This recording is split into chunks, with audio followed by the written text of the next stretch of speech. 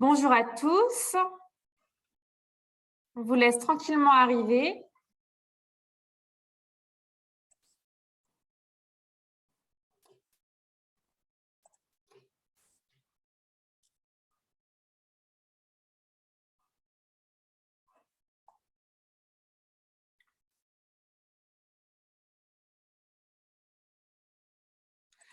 Oui, alors j'ai des commentaires comme quoi le son n'était pas arrivé, c'est seulement qu'on n'avait pas encore commencé à parler, donc ne vous inquiétez pas.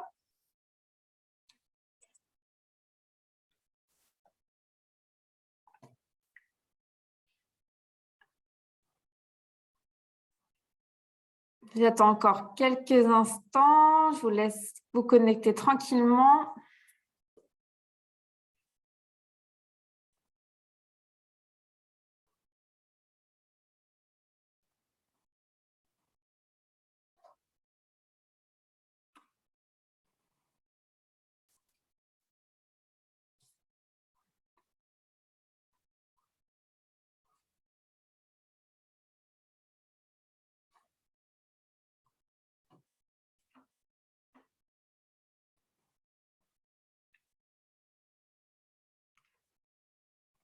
Alors, juste quelques règles pour commencer, je les redirai tout à l'heure, mais ne levez pas la main, on ne pourra pas répondre à tout le monde. Et si vous avez des questions, utilisez l'onglet Q&R que vous avez en bas de votre écran. Là, je vois que tout le monde se dit bonjour, donc c'est chouette, c'est convivial.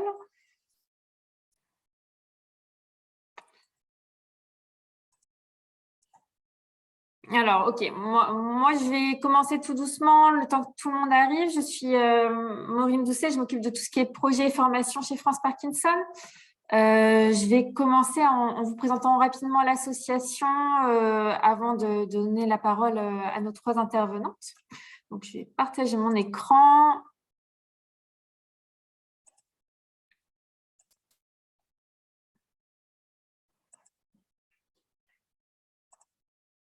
Voilà, donc je sais que beaucoup d'entre vous nous suivent régulièrement, donc vous connaissez l'association, mais pour ceux qui la découvriraient, je vais la représenter rapidement. L'association France Parkinson, elle a été créée en 1984 à l'initiative du professeur Agide, dans l'objectif d'une part de soutenir les malades et de soutenir la recherche. Donc, à ce jour, on a plus de 13 millions d'euros qui ont été alloués à la recherche en sciences médicales ou bien en sciences humaines et sociales. Ce qu'il faut comprendre, c'est que l'association, c'est un siège qui est à Paris, mais c'est surtout et avant tout des bénévoles qui sont répartis dans toute la France. Donc, on a plus de 460 bénévoles qui sont répartis dans différents comités départementaux. On a plus de 75 comités que vous pouvez voir représentés sur la carte ici. Donc, les départements colorés en rouge foncé indiquent la présence d'un comité. Donc, d'ailleurs, selon votre région ou votre département, si vous êtes intéressé pour connaître ce qui est fait au niveau local par France Parkinson, je vous invite à contacter le comité le plus proche. Vous trouverez les coordonnées de tous les comités sur notre site internet. On décline généralement les missions de l'association en 5 grands pôles. Alors, tout d'abord, on a évidemment le soutien aux malades, le soutien à leurs proches. Ça passe par différentes actions, par différentes activités. Ça peut être aussi bien des groupes de parole que des activités sportives, des activités culturelles, des actions d'information. On a aussi une ligne écoute pour les malades et leurs aidants qui auraient besoin de parler. On a aussi un programme de soutien psychologique qui permet de subventionner des consultations chez le psychologue à hauteur de 5 consultations. Puis on a différents programmes, notamment des programmes qui sont destinés aux proches aidants pour les aider à mieux comprendre la maladie, pour échanger entre aidants et pour mieux accompagner leurs proches. Donc ça, c'est évidemment l'une des raisons de vivre de l'association, le soutien aux malades et aux aidants. Ensuite, évidemment, on informe beaucoup sur tout ce qui touche à la maladie. On suit aussi l'actualité. On a beaucoup communiqué lors du Covid ou lors de l'arrivée des vaccins. On a aussi une mission de sensibilisation de l'opinion publique. La maladie de Parkinson, vous le savez, elle est finalement assez mal connue, donc on essaye de la faire connaître. On organise notamment des campagnes autour du 11 avril, qui est la journée mondiale dédiée à la maladie. L'autre grande mission, c'est évidemment la mobilisation des pouvoirs publics. On mène différentes actions de plaidoyer pour faire avancer les droits des malades, faire reconnaître les parcours de soins, etc. Et on en a déjà parlé, la dernière grande mission, et non la moindre, c'est le soutien à la recherche.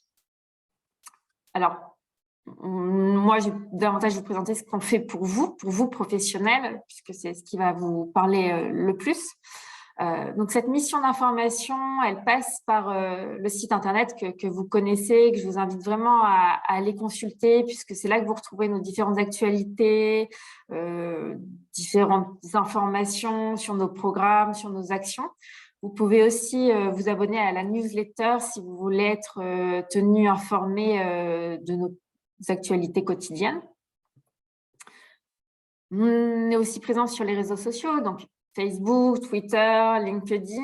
Je vous invite aussi à aller voir notre page YouTube sur laquelle vous trouverez différentes vidéos, des conférences, des rendez-vous en ligne qui ont été donnés. On trouve aussi des témoignages de patients. Vraiment, la chaîne YouTube est une mine d'informations sur laquelle vous pouvez vraiment trouver des conférences sur différentes thématiques liées à la maladie et à la prise en charge de la maladie. On communique aussi via des supports papier, donc on a une revue trimestrielle, l'Écho, à laquelle vous pouvez vous abonner. On a aussi différents fascicules, différents documents. J'attire votre attention sur les flyers que vous voyez en bas de l'écran, flyers qui portent sur les troubles de la maladie, comme là on voit les troubles de la déglutition qui vont nous intéresser particulièrement aujourd'hui, ou les troubles de la marche et de l'équilibre, les troubles cognitifs. Sachez que ces flyers, vous pouvez en faire la demande gratuitement via notre site. Sur la page d'accueil, il y a un onglet de demande de documentation gratuite. Vous pouvez en faire la demande gratuitement pour en recevoir des exemplaires au sein de votre service ou de votre cabinet pour les distribuer ensuite gratuitement à vos patients. N'hésitez pas, si ça vous intéresse, à en commander et ensuite vous pourrez les distribuer. On organise aussi pour vous, vous le savez puisque vous êtes présents aujourd'hui, différentes actions de sensibilisation, donc des colloques, des webinaires. On a aussi des actions plus spécifiques pour les psychologues ou bien pour les pharmaciens. J'en profite pour vous annoncer nos prochains événements puisqu'on a un colloque rééducation et maladie de Parkinson qui est organisé le 5 novembre prochain, donc à Paris dans le 13e.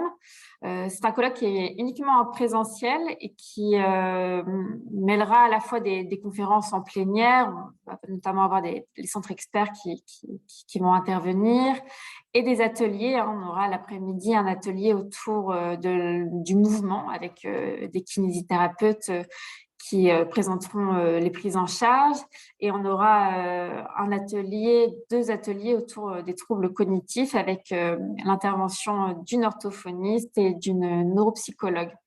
Donc, si vous souhaitez vous inscrire, n'hésitez pas à consulter notre site. Je vais vous mettre tout à l'heure le lien dans la discussion.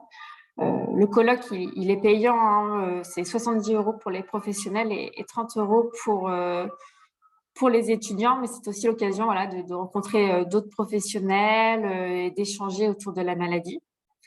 Concernant les webinaires, on aura un webinaire sur l'éducation thérapeutique du patient qui aura lieu le 3 décembre, donc sur le même principe que celui d'aujourd'hui, en matinée, gratuit, évidemment en ligne. De même, le programme va être mis sur le lien que je vais vous envoyer tout à l'heure. Enfin, pour vous, professionnels, on a aussi un programme de formation sur 2 jours, alors qui s'adresse plutôt au personnel des EHPAD ou des structures d'aide à domicile. C'est vraiment une formation complète dispensée par un formateur France Parkinson, une formation qui permet vraiment de revoir tout ce qui touche à la maladie, hein, les symptômes, les traitements, les effets secondaires, et qui permet vraiment de comprendre l'accompagnement à mettre en place et la prise en charge à proposer. Et enfin, on a aussi une plateforme d'e-learning que je vous invite à consulter qui s'appelle formatparkinson.fr. Sur cette plateforme d'e-learning, vous trouverez différents modules en accès libre pour voilà, approfondir vos connaissances sur Parkinson. Vous allez voir, elle est plutôt bien faite, hein, cette plateforme. On a des vidéos, on a des PowerPoint. Et puis, si vous créez un compte, vous pouvez enregistrer votre progression, vous arrêter et reprendre au fur et à mesure. Donc, n'hésitez pas à aller regarder. Alors, je vous ai mis là quelques lignes de renseignement. Vous les retrouverez aussi sur le site, hein, mais ce qu'il faut retenir, c'est voilà, cette ligne d'écoute dont je vous ai parlé. Sachez que pour les malades, on a aussi une permanence juridique, une permanence habitat. Et enfin, si vous voulez avoir des informations sur la formation, n'hésitez pas à écrire à formation@franceparkinson.fr. De toute façon, vous avez l'adresse puisque c'est cette boîte mail qui vous a envoyé le lien. Donc, je vais bientôt donner la parole à nos intervenantes, mais je rappelle juste donc les petites informations pratiques. Si vous voulez une attestation de présence, il faudra en faire la demande après le webinaire, donc à l'adresse mail formation@franceparkinson.fr. Attention à bien vous être identifié avec votre prénom et votre nom. Sinon, on ne pourra pas vous retrouver dans les listes des participants.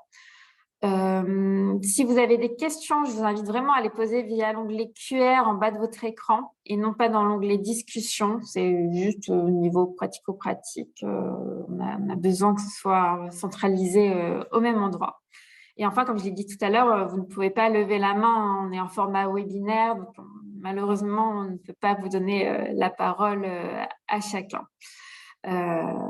On va bientôt pouvoir commencer. Donc, on va accueillir Élise Arnaud, qui est orthophoniste en libéral du côté de Nantes, et Cécile Blanc, qui est Hélène Dinzelin, qui travaillent toutes deux à Paris, à la Fossade, qui est un service de soins et d'aide à domicile.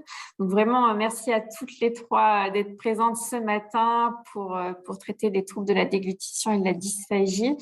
On répondra aux questions en fin de webinaire puisque vraiment chacune va avoir une approche assez complémentaire. Donc, on a jugé plus pertinent de prendre vos questions en fin de présentation. Donc, voilà, je vais laisser la parole à Élise qui va commencer en abordant l'orthophonie. Cécile nous présentera rapidement avant les quelques chiffres. Une petite précision aussi pour ceux qui se poseraient la question. Alors, Cécile et Hélène sont côte à côte et n'ont pas de masque, mais on tenait quand même à préciser que, étant professionnelles paramédicales, professionnelles de santé, elles sont soumises à l'obligation du pass sanitaire. Donc, tout est en ordre, ne vous inquiétez pas. Et ben voilà, on va commencer. Elise, est-ce que tu peux partager du coup le diaporama? Oui, je le lance.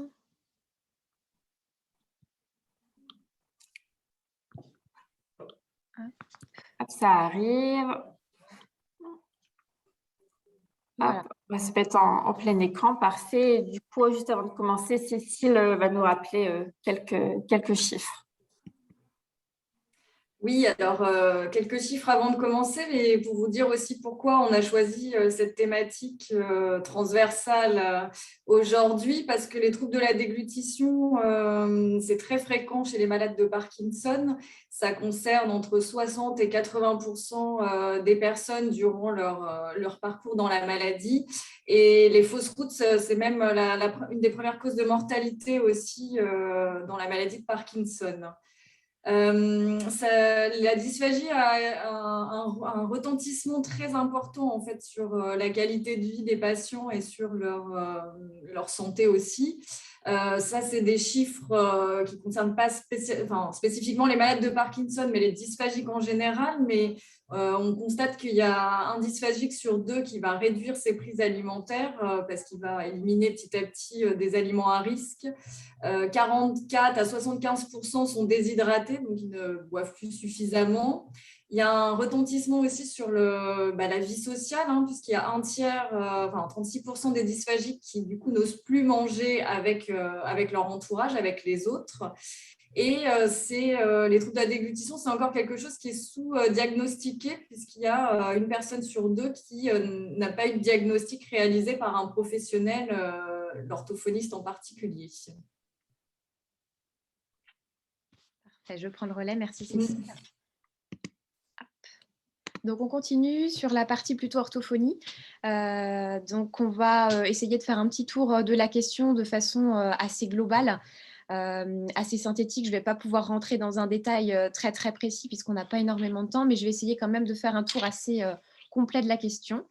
Je commence par quelques petits rappels sur la biomécanique de la déglutition, donc le fonctionnement de la déglutition normale qu'il faut garder en tête. C'est vrai qu'on est souvent, nous, professionnels, confrontés à la pathologie et il faut avoir en tête déjà ce fonctionnement normal avant de se poser la question des symptômes pathologiques.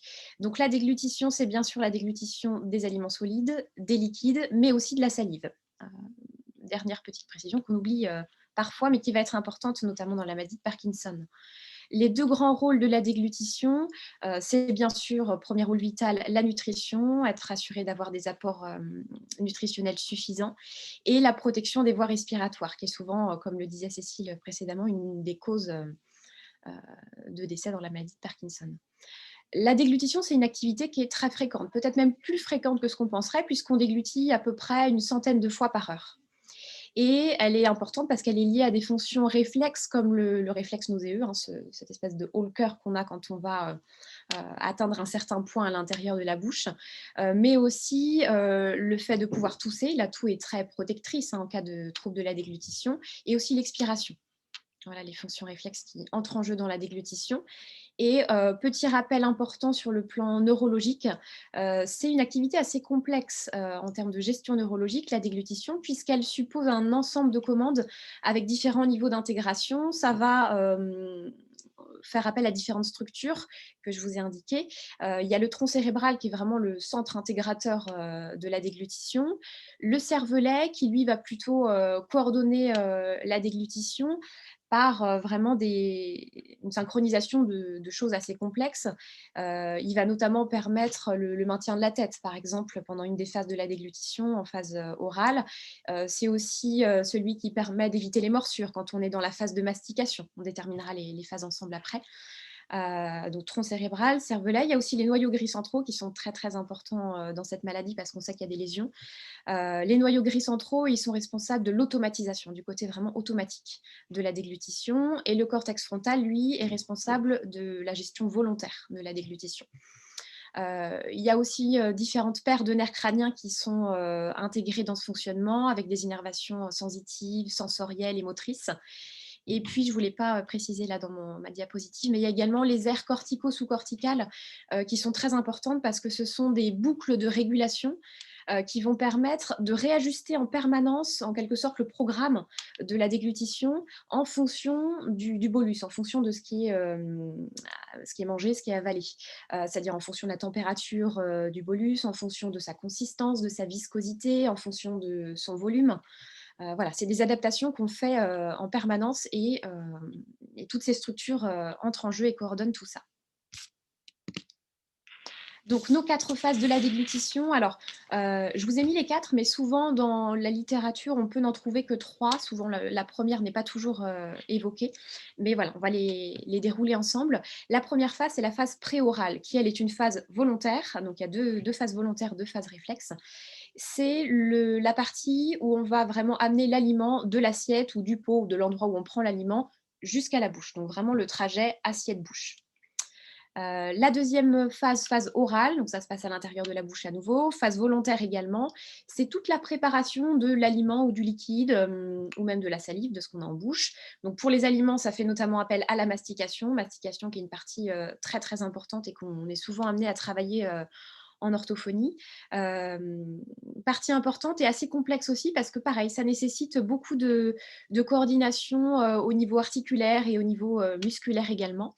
Dans la mastication, il y a aussi le fait de passer les aliments avec la langue du côté gauche au côté droit pour avoir une mastication qui soit vraiment homogène et bilatérale, ne pas mastiquer que d'un côté. Alors on y reviendra aussi, mais l'état dentaire du patient va être important, bucco-dentaire même. Le maintien de ce bolus en bouche, le fait d'être capable de le garder, de ne pas l'avaler trop vite, mais de ne pas le garder trop longtemps non plus.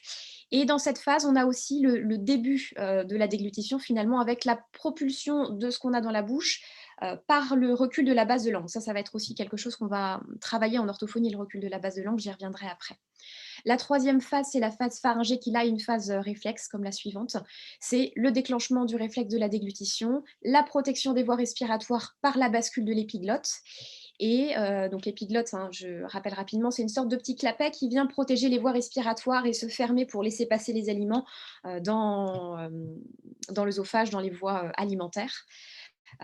Et c'est quelque chose qui est parfois justement atteint dans le cadre de cette maladie. Et dans la phase pharyngée, il y a également le début du transport du bolus par un péristaltisme, donc des contractions musculaires répétitives et régulières qui vont faire progresser les aliments au fur et à mesure vers l'œsophage. Ce qui nous amène à la quatrième phase de la déglutition, qui est donc la phase œsophagienne, une phase réflexe également, où là, le sphincter de l'œsophage s'ouvre, laisse passer le bolus alimentaire, qui est ensuite transporté jusqu'à l'estomac. Tout ça, ça se passe bien sûr très très rapidement. C'est environ 2 secondes pour les liquides et 8 secondes pour les solides, un petit peu plus long. Et puis ça dépend aussi, c'est 8 secondes en moyenne, mais ça dépend du type de solide qu'on avale. C'est pas la même chose selon la texture. Je vous propose une petite vidéo pour vous montrer justement une déglutition normale. On n'est pas encore dans la déglutition pathologique. Pour que vous puissiez observer ces 3 phases. Il n'y aura pas par contre dans la vidéo la première phase. Je stoppe le partage de mon écran quelques instants pour vous amener sur celui de la vidéo. Vas-y, Elise, je te dis quand c'est bon. Merci. Hop.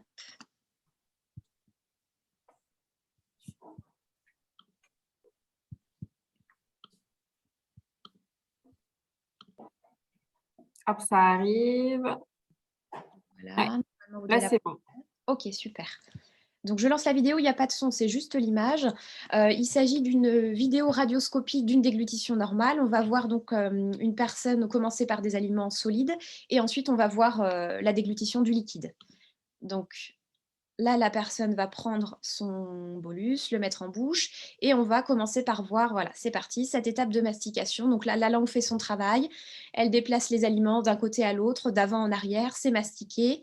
Et hop, ensuite, ça y est. Alors, les 2 autres temps se passent très rapidement. On a la phase pharyngée là, qui se met en place. On voit la bascule de l'épiglotte. Alors, je ne peux pas vous le montrer là sur la vidéo, mais on voit vraiment en transparence à quel endroit se trouve l'épiglotte. C'est ce que vous voyez un petit peu en gris plus foncé, vraiment juste sous la mâchoire, sous le plancher de la bouche. Et on voit cette épiglotte qui vraiment se ferme pour laisser passer les aliments dans le bon tuyau. Là, on passe au liquide. Donc, on voit qu'avec les liquides, ça va très, très vite. Et que quand on déglutit un liquide, on déglutit une première partie et puis il reste des petites stases qu'on va déglutir ensuite dans une seconde partie, dans un second temps. La même chose, déglutition, mais vue de face. Donc là, on voit surtout la phase pharyngée et hop, là, on voit la phase œsophagienne avec vraiment le transport, le trajet du bolus jusqu'à l'estomac. Donc, je ne sais pas si vous avez bien vu, mais on a vraiment observé aussi ce mouvement de péristaltisme tout à l'heure pendant la phase pharyngée qui permet de faire progresser les aliments. Voilà, je stoppe la vidéo ici parce qu'après, il n'y a rien de plus de ce côté-là. On a vu la phase œsophagie. Hop. Je reviens sur le diaporama. Juste une petite manip. Hop. Ah, alors.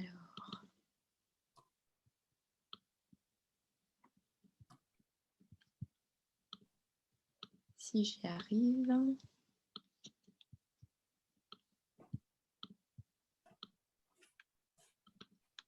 Il s'est fermé. Je prends le temps de le rouvrir. Pas de souci, Elise, vas-y.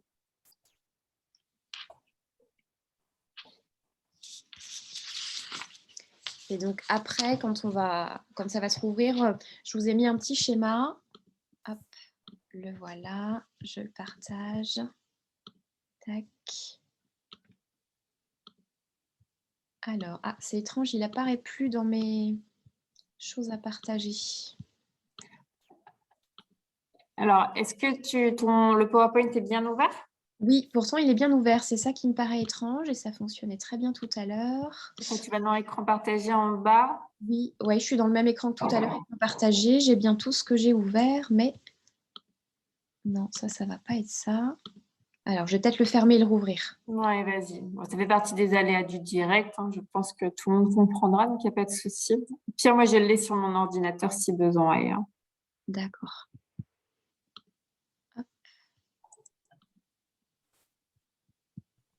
Ça permet à tout le monde d'aller prendre un café ou Ouais, il apparaît toujours c'est pas. ouais, parce que là on a ton écran d'ordinateur. Ouais, non, c'est pas ce que je voulais faire et il apparaît plus dans les propositions. Alors, si je vais dans Fichier, peut-être. Tu l'as bien, du coup tu t'as ouvert le PowerPoint, tu l'as refermé. Oui, pourtant, il est bien ouvert. Ouais. Et je l'ai refermé, je l'ai rouvert. Donc, je ne sais pas ce qui se passe. Hop, bah oui, il est bien ouvert là. Alors, hop.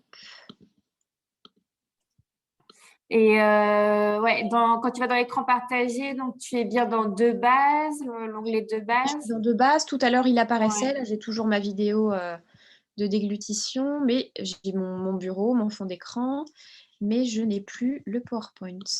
Bon, je vais peut-être te laisser reprendre la main parce que j'ai pas Ouais, le bah, temps. je vais partager. Hop. Je te dirai quand de changer de diapo. Ouais, je Désolée vais. pour ce petit contretemps. Alors, Allez, normalement, là, c'est bon. Voilà. super, merci.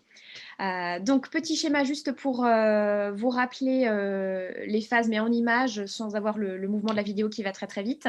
Donc, il y a les phases 1, 2, 3 qui correspondent en réalité aux phases 2, 3, 4 dont on a parlé tout à l'heure. Donc, la phase qui est mise en numéro 1 sur le schéma correspond à la phase orale. Donc là, le bolus est dans la bouche, il est mastiqué, il est préparé, on le voit en vert sur l'écran. En numéro 2, on est donc sur la phase pharyngée où le bolus commence à progresser. On a le péristaltisme qui se met en place, le bolus descend vers l'œsophage. Et troisième phase, on a la phase œsophagienne. Hop, ça passe dans l'œsophage et ça va aller jusqu'à l'estomac. On peut passer à la suivante.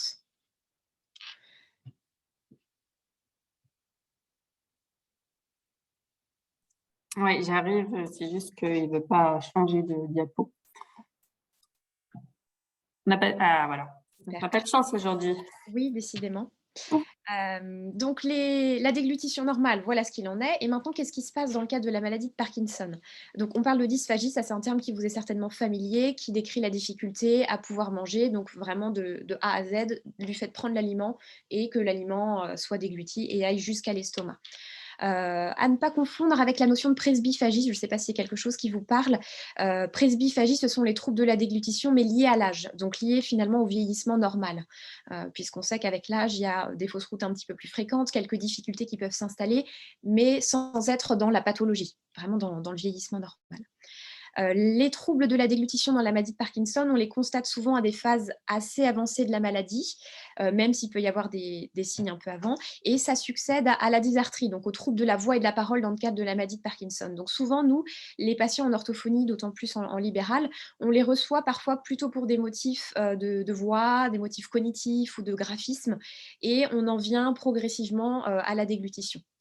On évoque 2 degrés de sévérité par rapport à la déglutition, modérée ou sévère. On ne parle pas vraiment de troubles de déglutition légers. Dès qu'il y a des petites choses, on parle tout de suite de troubles plutôt modérés. Les atteintes, elles sont assez variables, hein. Ça peut aller d'une simple gêne du patient à vraiment l'engagement du pronostic vital avec un risque de bronchopneumopathie, avec des fausses routes par inhalation. Les fausses routes, elles peuvent être soit silencieuses, donc là, elles sont forcément plus difficiles à repérer, ou sonores, avec l'atout comme marqueur. Et elles sont de plus en plus fréquentes. Il peut y avoir des conduites d'évitement aussi de certains aliments. Le patient qui va commencer à identifier certaines textures ou certains aliments comme étant moins confortables et donc il va les mettre de côté, voire même en refuser complètement certains. Cécile l'a dit tout à l'heure dans les chiffres, les quantités sont souvent revues à la baisse et les repas prennent vraiment de plus en plus de temps et peuvent aller sur des temps très très longs. Alors, j'ai mis un petit warning par rapport à la gloutonnerie. C'est pas quelque chose qu'on rencontre forcément très souvent, mais ça peut arriver quand parfois il y a aussi une composante un petit peu frontale dans la maladie, avec des patients qui vont manger très très vite, qui vont pas du tout prendre ce temps de mastication, soit par habitude ou justement par rapport à ce côté un petit peu plus frontal au niveau des lésions. Les risques dans le cadre de ces troubles de la déglutition, c'est bien sûr la dénutrition, la déshydratation pour les solides et liquides, et puis on en a parlé un petit peu tout à l'heure, le risque de bronchopneumopathie avec des fausses routes par inhalation. Voilà pour cette diapositive. Ensuite, je reviens toujours sur les troubles de la déglutition, mais en prenant chacune des phases dont on a parlé tout à l'heure, quelles atteintes leur correspondent. Pendant la phase préorale, alors là, ça va notamment plus concerner les ergothérapeutes, mais il peut y avoir des difficultés au niveau de préhension des outils pour voilà, fourchette, couteau, cuillère, pour pouvoir faire ce transport de l'assiette à la bouche. Des difficultés d'initiation de ce mouvement, le démarrage du mouvement, un petit peu comme le démarrage à la marche ou le démarrage à la parole. On peut raisonner par analogie par rapport à ça. Et puis des difficultés de gestion de la salive, puisque dès qu'on commence, hop, même dès qu'on voit à manger, la salivation s'active de façon différente et la salive est plus difficile à gérer en raison de l'hypotonie, du manque de tonus labial notamment. Pendant la deuxième phase orale, donc le bolus se prépare dans la bouche. Là, c'est plutôt une perte du réflexe de déglutition salivaire, donc le recul de la base de langue qui ne se fait pas suffisamment rapidement ou pas au bon moment. Et on peut observer des phénomènes de rolling ou de drooling, je ne sais pas si ça peut vous parler. Rolling, ce sont des mouvements antéro-postérieurs de la langue répétitifs, mais sans déclenchement du réflexe de la déglutition. Donc la langue va bouger, bouger, bouger, mais on ne va pas avoir ce recul de base de langue qui va permettre de déclencher le réflexe. Et le drooling, c'est un écoulement de la salive qui ne sera pas dégluti dans la bouche ou en dehors même de la bouche parfois, et plutôt en postérieur, plutôt à l'arrière. Pendant la troisième phase pharyngée, il y a un retard du déclenchement du réflexe de la déglutition, aussi bien des solides que des liquides. Le péristaltisme, ce mouvement de contraction dont on a parlé tout à l'heure, qui est moins fréquent ou d'une amplitude ou d'une tonicité moins importante. La fermeture qui se fait de façon partielle, donc l'épiglotte ne bascule pas suffisamment ou pas de la bonne façon, pas complètement. Et des difficultés de coordination respiratoire qui peuvent se caractériser par des sensations de blocage décrites par le patient ou des apnées même parfois. Et puis pendant la phase œsophagienne, ce sont des troubles de la motilité, donc des troubles au niveau du transport jusqu'à l'œsophage. Alors, on rentre un petit peu dans le vif du sujet maintenant de notre action en orthophonie. Donc, on va proposer une évaluation qualitative et quantitative. Alors, plus qualitative pour nous que quantitative. Là, on n'hésitera pas à réorienter vers les diététiciens si besoin. On va proposer au patient et à son entourage, et là, très important d'avoir l'entourage avec nous pendant le bilan et même aussi pendant les séances, vous vous en rendrez compte. On fait donc une anamnèse, on pose pas mal de questions sur les modes d'apparition des troubles de la déglutition, on fait vraiment un état des lieux précis des habitudes alimentaires du patient. On peut faire en quelque sorte des menus types un petit peu de ce qu'il prend au petit déjeuner, est-ce qu'il y a des collations, comment se passe le repas du soir, dans quel cadre sont pris les repas, est-ce qu'il y a des distractions ou pas, combien de temps prennent les repas. On va vraiment creuser en détail sur les prises alimentaires. On pose aussi la question d'éventuels antécédents de troubles de la déglutition et d'éventuelle présence d'un reflux gastro-œsophagien, parce qu'on sait que c'est quelque chose qui aura besoin d'un traitement un peu plus spécifique, soit traitement médicamenteux, là ce sera à voir avec le médecin, ou alors des adaptations plutôt diététiques qu'on pourra proposer aux patients. On a un rôle important d'information, alors surtout en libéral quand on les reçoit dans un contexte assez précoce de la maladie, où les difficultés ne sont pas encore très importantes, mais les patients ont souvent beaucoup de questions qui naissent avec l'anxiété aussi qui est liée à ces troubles-là. Donc on va vraiment les informer pour qu'ils puissent bien comprendre un petit peu comment fonctionne la déglutition normalement, qu'est-ce qui se passe dans leur cas et comment ils peuvent gérer les choses différemment. On essaye de rendre le patient le plus acteur possible pour qu'il puisse vraiment gérer ses difficultés au quotidien, puisque de toute façon, c'est en dehors du cabinet que ça se passe, donc il faut qu'il puisse vraiment basculer tout ce qu'il aura appris et travaillé pendant les séances dans son quotidien. Un rôle de prévention également. Alors, c'est vrai que nous, on l'a peut-être un petit peu moins en libéral du fait qu'on voit les patients de façon plus précoce. C'est peut-être plus le cas en institution ou en centre. On fait vraiment de la prévention auprès du patient et beaucoup de l'entourage aussi sur les risques de bronchopneumopathie. Et alors ça, par contre, nous, on peut le faire en libéral, même à un stade précoce. La vigilance, l'observation, ça, c'est quelque chose qu'on va leur mettre en tête, simplement de rester dans l'observation sans être dans une anxiété, un contrôle très particulier, mais d'observer pour pouvoir surveiller les éventuels signes qui s'aggraveraient. Et puis, comme dans toute prise en charge, finalement, peu importe le sujet de la prise en charge et le métier, on propose quelque chose qui soit le plus écologique possible, donc le plus adapté aux besoins du patient, qui puisse répercuter dans son quotidien, et précoce, parce que c'est d'autant plus efficace, ça les études l'ont prouvé. Nos grands objectifs, ça va être bien sûr le maintien de la qualité de vie du patient et son autonomie. Et énormément aussi le maintien du plaisir alimentaire. Ça, c'est vrai que c'est quelque chose de très central dans les discussions qu'on va avoir avec le patient. Quand ils ont déjà commencé à mettre en place des conduites d'évitement, de refus, ils ont un petit peu désinvesti cette prise alimentaire, le plaisir, il n'y est plus vraiment. Il y a aussi parfois l'isolement, comme on le voyait tout à l'heure dans les chiffres, beaucoup de personnes qui refusent de manger en présence de l'entourage ou en présence d'amis, de famille. Donc cette notion de plaisir alimentaire, elle va être vraiment très très importante à conserver et il faudra en discuter. Et puis, j'ai un petit peu déjà anticipé, mais la dimension psychosociale des troubles. Ça devient de plus en plus difficile pour certains patients d'accepter d'aller au restaurant avec des amis, d'accepter les temps de repas de famille. C'est des situations qui sont souvent assez mal vécues et du fait aussi des nombreux distracteurs qu'il y a pendant ces temps plutôt sociaux de repas. Voilà, c'est des choses dont on va discuter pour qu'ils puissent trouver des adaptations, des astuces possibles. Ensuite, qu'est-ce qu'on fait pendant nos séances? Donc, mis à part ces discussions, ces temps d'information, on peut faire aussi du travail un petit peu plus spécifique, donc toujours de façon globale ou au niveau fonctionnel, ça on le verra après. Alors là, les champs de compétences vont commencer à se croiser avec diététicien et ergothérapeute. On peut proposer aux patients, on émet des recommandations au niveau des consistances des aliments. Ça, je sais que Cécile reviendra un peu plus en détail dessus tout à l'heure, donc je ne vais pas passer énormément de temps là-dessus. Elle vous évoquera notamment l'échelle de l'IDDSI qui permet d'avoir les mêmes termes au niveau des différentes consistances des aliments pour qu'on puisse parler de la même chose. Et puis, généralement, voilà, pendant notre bilan, on voit un petit peu comment le patient déglutit, quelles sont ses compétences et on émet des recommandations par rapport à cette consistance. Au niveau des liquides, on peut proposer de passer sur de l'eau gazeuse, sur de l'eau bien fraîche, des choses qui vont vraiment venir stimuler les réflexes, sur de l'eau un peu aromatisée avec du sirop, ou on peut aussi préconiser l'utilisation de la paille dans certaines situations, à voir avec chaque patient. On va aussi évoquer les quantités. Alors ça, on s'appuiera aussi sur les diététiciens si besoin, parce que nous, on a un peu moins de notions par rapport à ça, mais c'est des choses qu'on évoque avec le patient.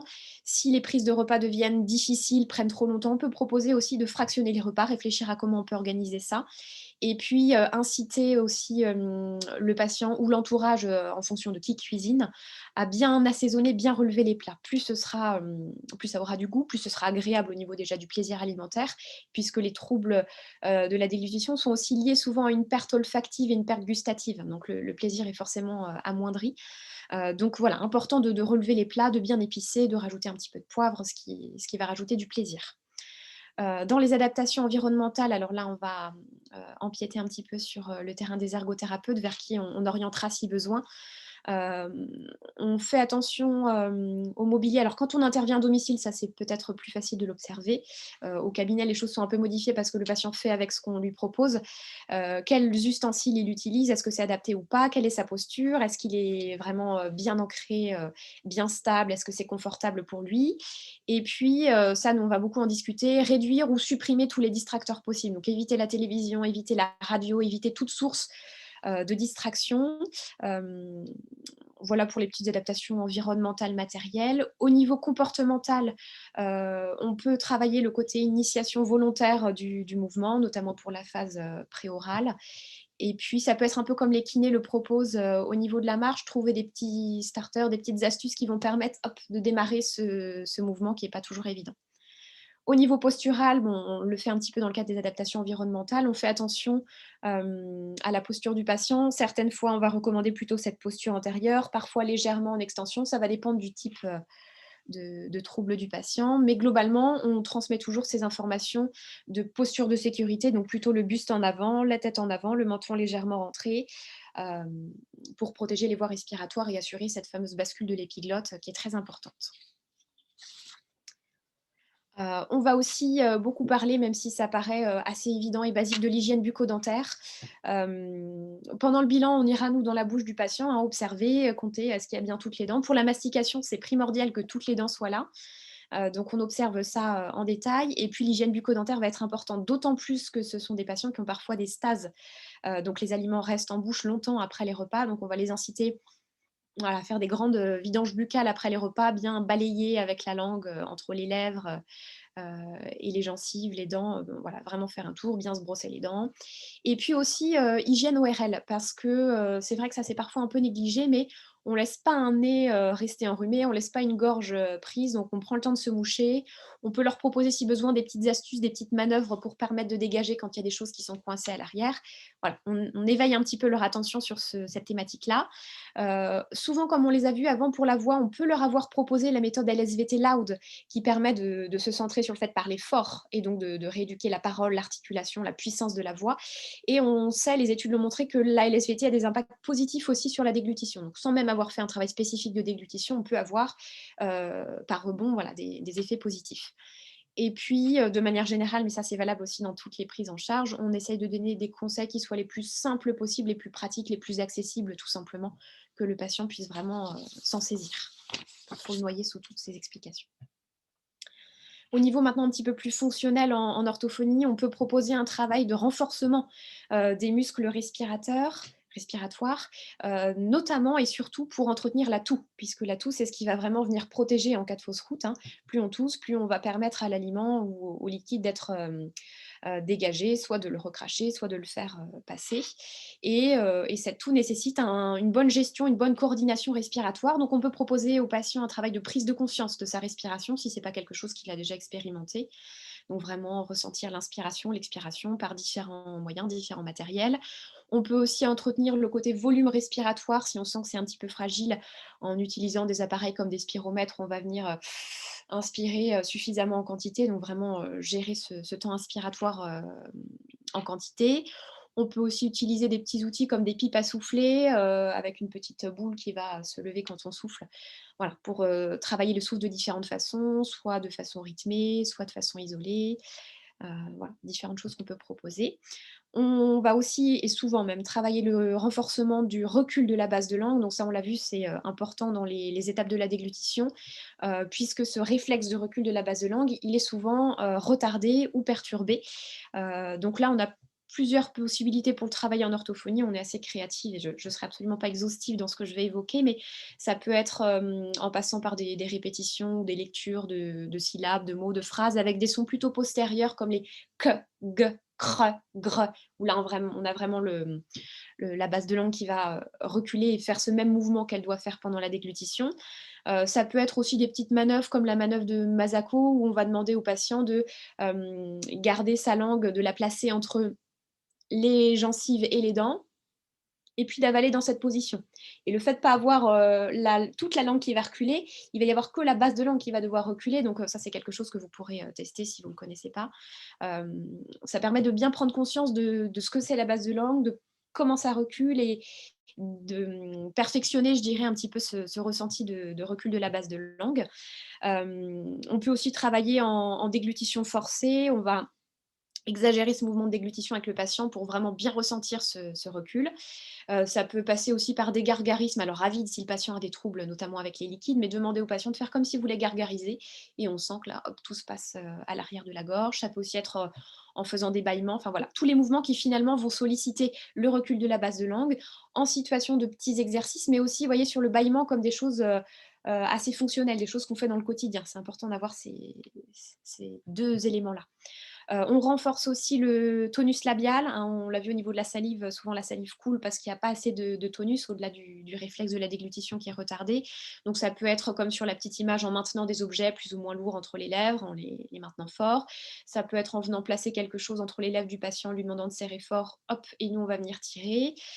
Ou ça peut être en s'entraînant avec des mots, des phrases, des syllabes, avec des sons plutôt bilabiaux, donc le pe, le be, le me, les sons qui vont vraiment obliger les lèvres à venir se fermer de façon suffisante.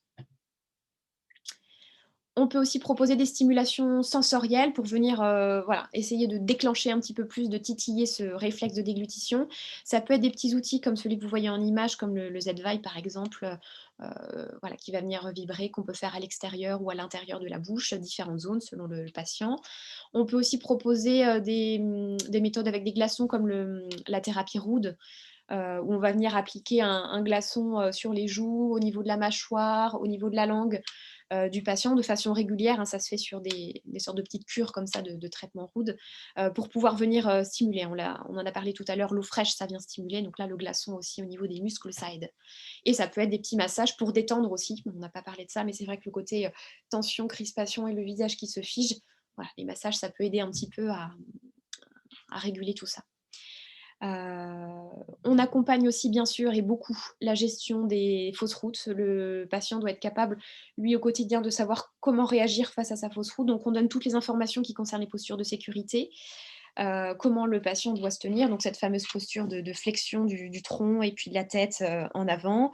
Le fait de pouvoir aussi tenir la chaise, si c'est vraiment une grosse fausse route, tenir la chaise sous l'assise et puis la soulever très très fort, faire comme si on voulait se soulever, sans bien sûr se soulever, mais ce qui va venir permettre une contraction et donc de fermer les voies respiratoires et de les protéger. Ça peut être proposé des manœuvres comme la manœuvre de déglutition sus-glottique, comme la manœuvre de Mendelssohn, ou éventuellement, si les patients en émettent la demande et à des stades plus avancés, la manœuvre de Heimlich pour pouvoir réagir en cas de besoin. Et puis un gros travail de réassurance du patient. C'est souvent quelque chose qui est très très anxiogène, les troubles de la déglutition, parce qu'il y a ce risque un peu vital et ultime d'étouffement qui fait très peur.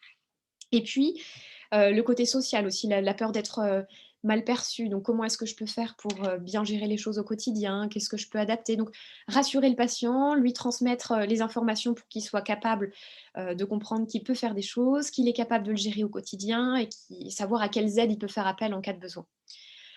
Et puis, alors, nous, on le fait un petit peu moins dans le cadre précoce, mais à des stades plus avancés de la maladie, on fait un petit peu de prévention à la dénutrition. On pense à renvoyer le patient vers son médecin traitant pour une surveillance pondérale si on estime que c'est nécessaire, pour un enrichissement des repas avec des compléments alimentaires si besoin. Et on renvoie voilà, vers diététicien également si on sent que c'est quelque chose qui est assez insuffisant pour ce patient.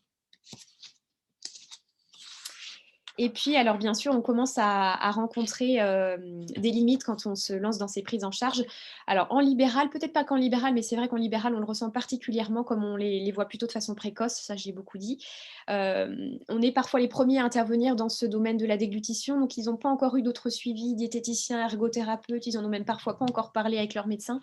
Donc on lance un petit peu les choses et le réseau n'est pas encore créé. Donc c'est pas toujours simple en tant que libéral de savoir qu'est-ce qu'on va proposer d'autres aux patients, comment on va coordonner tout ça.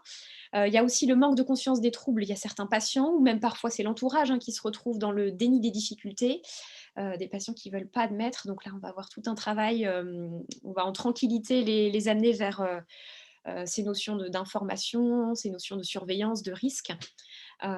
Certains patients qu'on suit déjà aussi sur le plan cognitif en orthophonie, si les troubles cognitifs sont vraiment très importants, avec notamment la compréhension est altérée, et les fonctions exécutives, tout ce qui est organisation, planification, syndrome dysexécutif, ça peut être compliqué pour le patient de comprendre vraiment les informations qu'on va lui transmettre et d'appliquer les petits conseils qu'on va lui donner. Donc là, il faudra d'autant plus être assez simple et efficace dans ce qu'on va proposer.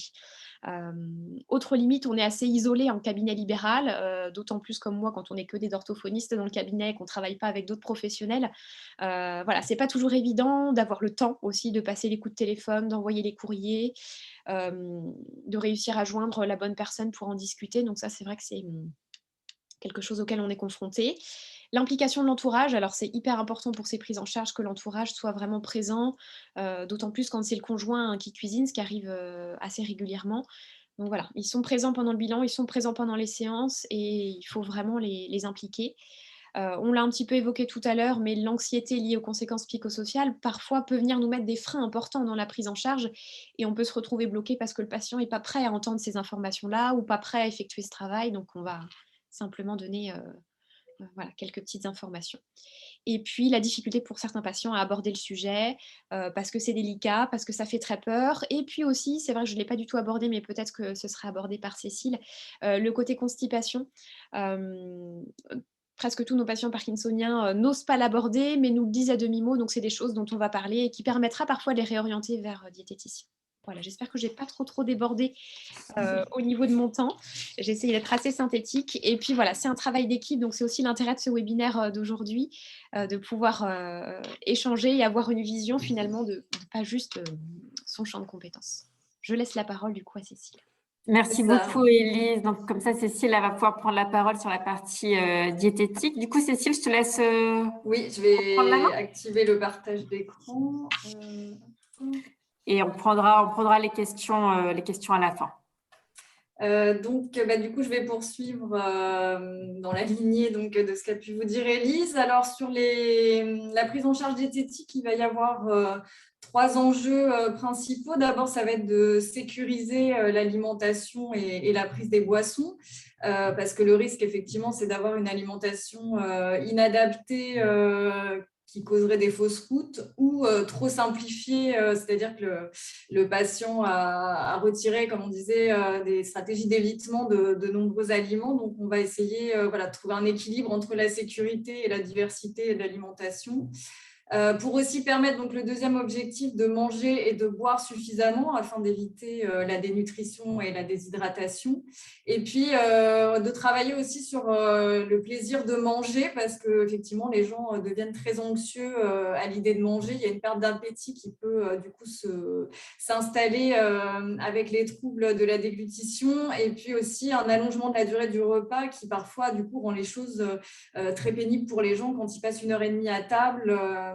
À chaque fois, c'est un effort assez important pour eux, multiplié par 3 selon les repas de la journée. Donc, à noter que l'alimentation, enfin les adaptations qu'on va pouvoir proposer ne vont pas guérir le trouble de la déglutition, on va juste réduire ou supprimer les symptômes. Et pour ce qu'on va proposer, bien sûr, on va tenir compte avec les consignes de l'orthophoniste de la physiopathologie, donc du mécanisme en cause dans les troubles de la déglutition pour donc mettre en place ces adaptations. Mais aussi, on va tenir compte de l'état de fatigue du patient, de s'il a des troubles cognitifs ou pas, son comportement, l'adhésion du patient et de son entourage, parce que comme on disait, il y a parfois du déni et donc on sait que la personne devrait manger en mixé, mais le patient et son entourage ne sont pas prêts, donc on est obligé de proposer des solutions intermédiaires et puis aussi l'état dentaire, comme on insistait beaucoup, qui peut avoir aussi un rôle dans les adaptations qu'on va pouvoir proposer. Alors, donc manger, boire en sécurité pour le premier objectif, il y a donc certains aliments qui sont plus propices aux fausses routes.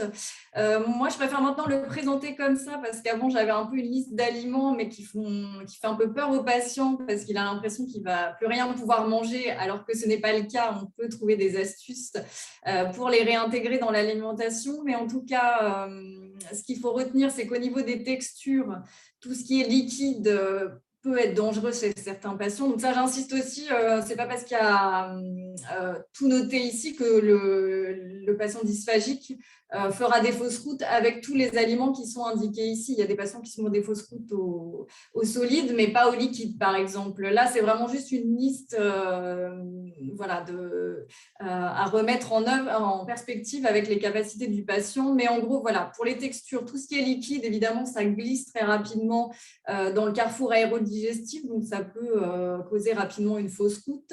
On a tout ce qui est fragmenté, le riz sec, les grains de semoule, les miettes de viennoiserie, tout ça parce que ça peut effectivement soit tomber rapidement, soit ça reste collé au niveau des muqueuses et puis ça peut du coup se décrocher postérieurement, enfin après le repas et causer des fausses routes. On a tout ce qui est crème ou purée qui sont trop pâteuses ou collantes, qui vont du coup, tout ce qui peut se coller au palais en fait, peut être problématique, notamment à cause de la force de propulsion nécessaire au niveau de la langue. Et puis, ce qui est dangereux aussi, c'est tous les mélanges de textures. Donc, c'est d'avoir du solide avec du liquide.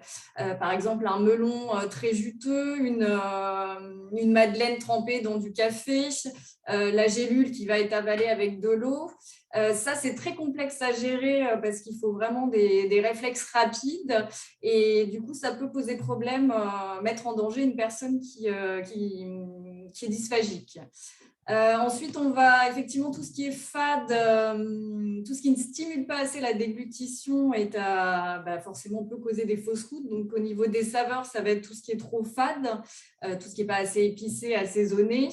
Et au niveau des températures, c'est tout ce qui est tiède, en particulier pour les liquides, parce que si c'est tiède, ça va être trop proche aussi de la température du corps humain et la personne va moins sentir de stimuli qui vont aussi préparer à la déglutition. Et puis la dernière chose, c'est qu'évidemment, il y a une notion de volume au niveau de la bouchée ou de la gorgée, si ce n'est pas adapté, notamment on parlait tout à l'heure des cas de gloutonnerie ou alors des problèmes de mastication, donc avec des gros morceaux qui peuvent passer et donc être susceptibles de causer une fausse route.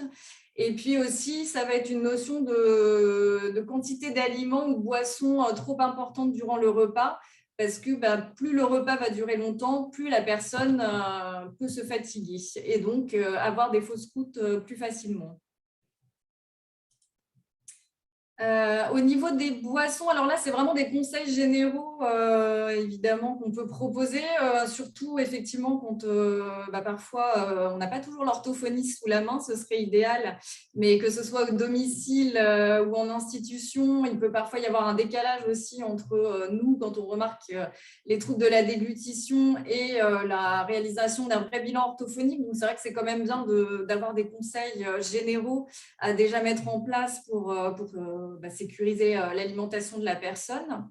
Donc, comme le disait Élise, au niveau des liquides, on va orienter plutôt vers des choses qui stimulent la déglutition. Donc, au niveau des températures, d'éviter le tiède et de proposer des boissons fraîches, froides ou chaudes. Aussi des eaux pétillantes à grosses bulles comme le Perrier, donc les petites bulles vont vraiment aussi stimuler le réflexe de déglutition, comme les sodas ou tout ce qui est aromatisé. Le fait d'avoir un goût, ça prépare le cerveau, ça prépare le corps à la déglutition.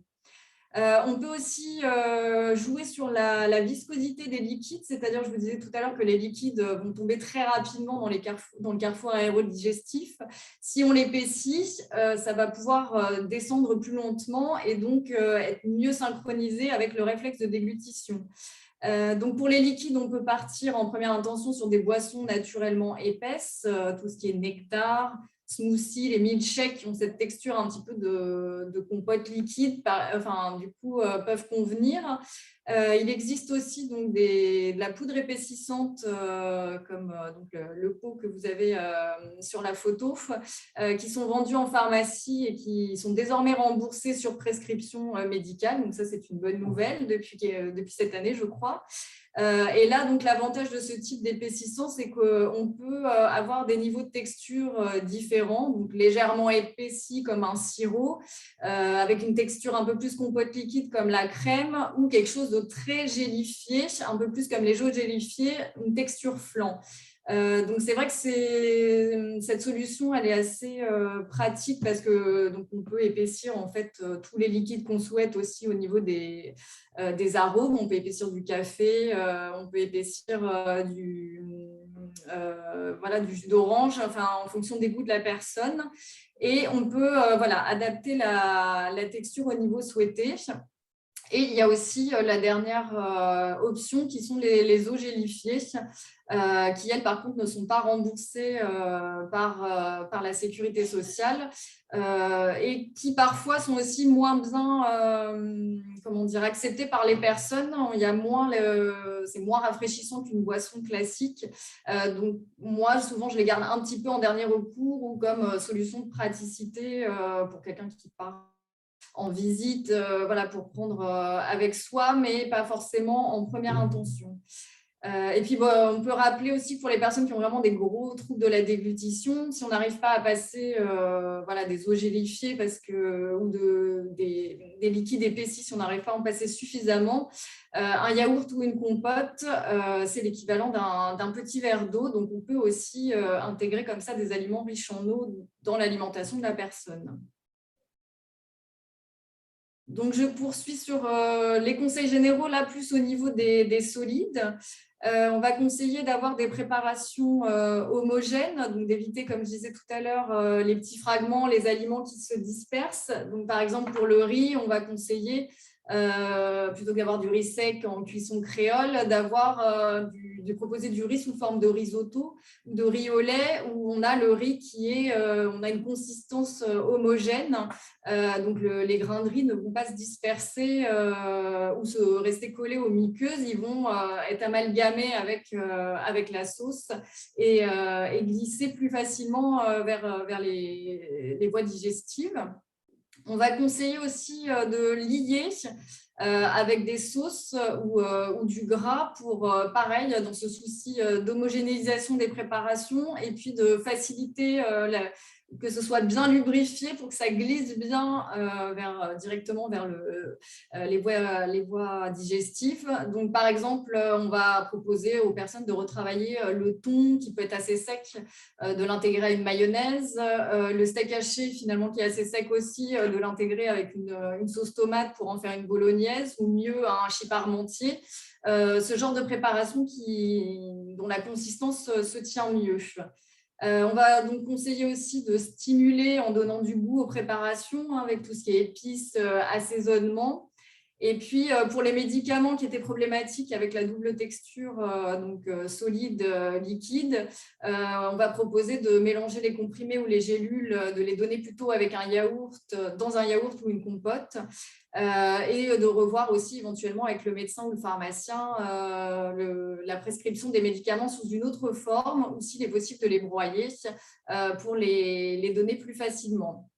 Un petit rappel, parce qu'on a tous ce réflexe, je le vois dans mon entourage, je le vois auprès des auxiliaires de vie que je forme.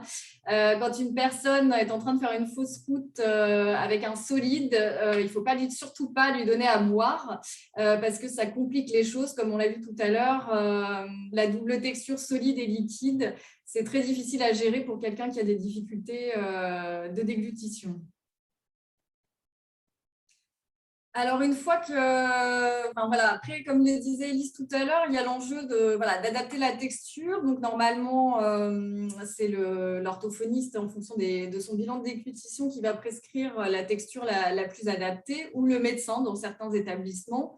Le souci, c'est qu'on a une variété en fait d'appellations pour les textures. Ça va de l'alimentation tendre, petits morceaux, jusqu'au mouliné fin, au mixé lisse, au semi-liquide. Enfin, chacun a un petit peu son appellation, comme vous pouvez aussi le voir sur les petits scans que je vous ai faits, qui sont des vrais comptes rendus d'hospitalisation que j'ai pu avoir, où on se pose parfois la question de savoir mais qu'est-ce que c'est un mixé séparé sans petits éléments, sachant que la personne mange aussi du pain de mie. Bon, voilà, je n'ai pas de commentaires particuliers sur la prescription, mais on a parfois des soucis d'interprétation.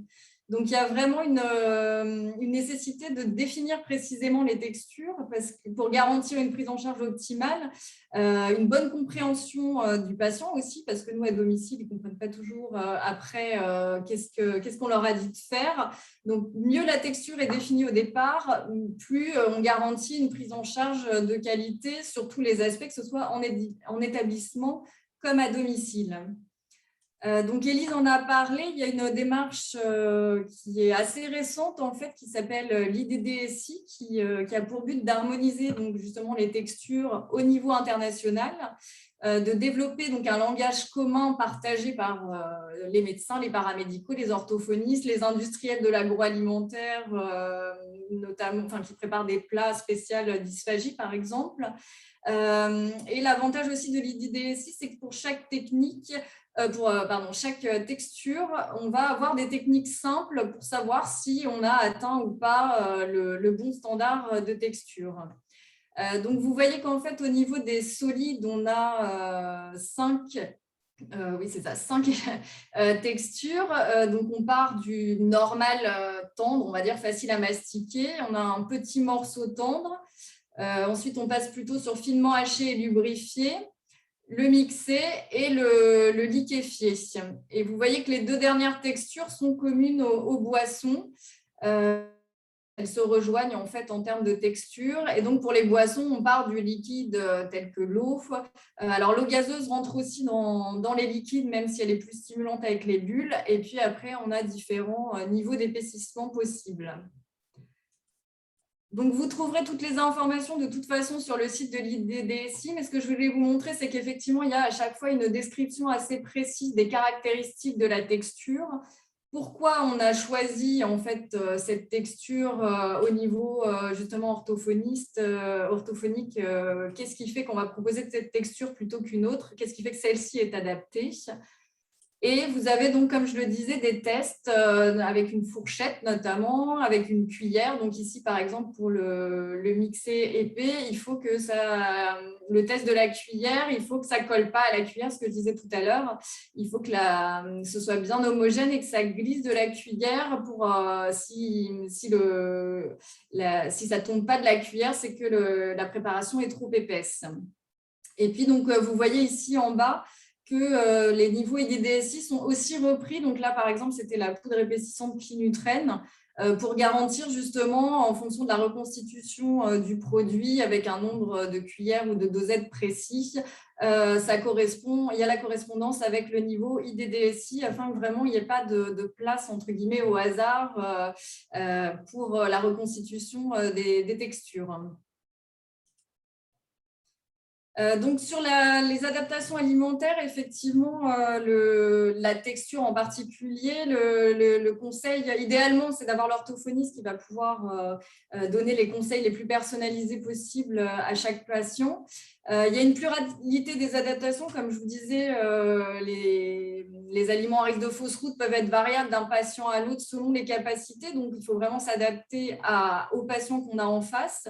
Et il peut y avoir aussi une évolution dans le temps parce qu'il peut y avoir différentes phases dans l'évolution des troubles de la déglutition. Donc, le travail pluridisciplinaire est vraiment très important pour proposer aux patients la stratégie la plus adaptée. Là, c'est effectivement, on va retarder en tant que diététicien l'utilisation du mixé le plus tard possible, ou en tout cas vraiment que lorsqu'il est justifié. Parce qu'on sait que le mixé, pour beaucoup de patients, c'est synonyme de fin de plaisir alimentaire. Enfin, il n'y a plus de plaisir alimentaire à manger. Il y a souvent des grosses pertes de poids. Donc, plus on l'introduit uniquement quand il est efficace, mieux en tout cas la prise en charge nutritionnelle est assurée. Alors, au niveau des quantités, donc on va conseiller effectivement pour que les patients atteignent leurs besoins journaliers de fractionner les prises alimentaires sur la journée, c'est-à-dire d'abandonner la structure des 3 repas principaux qui peuvent être très longs. Hein. Parfois, moi, j'ai des patients qui mettent 1h30 à manger une entrée, un plat, un dessert. Donc ça, on abandonne assez rapidement pour se concentrer sur des repas un peu simplifiés, donc avec 2 composantes. Hein, généralement, c'est un plat complet plus un dessert. Et puis, on va proposer dans la journée des collations supplémentaires pour que le patient puisse atteindre ses besoins journaliers. On recommande quand même de ne pas dépasser 45 minutes pour un repas complet, donc un dîner ou un déjeuner, parce que, comme on le voyait tout à l'heure, il peut y avoir un risque de fatigue de la personne et plus elle est fatiguée, plus elle risque de faire des fausses routes. On va aussi conseiller d'enrichir les préparations, c'est-à-dire, surtout pour les personnes qui ont perdu du poids ou qui sont à risque de perte de poids, c'est-à-dire que dans le même volume, on ne va pas augmenter en fait, les quantités pour qu'elles puissent manger suffisamment, mais dans le même volume, on va rajouter des choses pour que la portion soit la plus nourrissante possible. Donc, vous avez aussi des exemples assez parlants sur l'enrichissement d'un potage de légumes ou un fromage blanc. Et on va conseiller d'enrichir systématiquement les préparations mixées parce que pour mixer, il faut des aliments riches en eau où on dilue un petit peu avec le bouillon et du coup, il y a une déperdition calorique qu'il faut compenser en ajoutant d'autres ingrédients nourrissants comme de l'huile, du fromage fondu, etc. Donc, comment enrichir plusieurs types d'aliments? Donc, on va enrichir en protéines.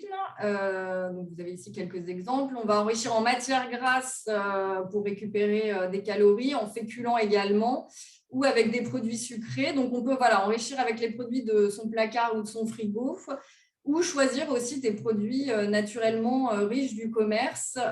Donc, ça va être par exemple de proposer un yaourt à la grecque ou un Gervita enrichi en crème, plutôt qu'un yaourt nature, parce que la personne, ça prendra la même place dans son estomac, mais il y aura 2 fois plus de calories, donc des apports nutritionnels supplémentaires pour éviter une dénutrition.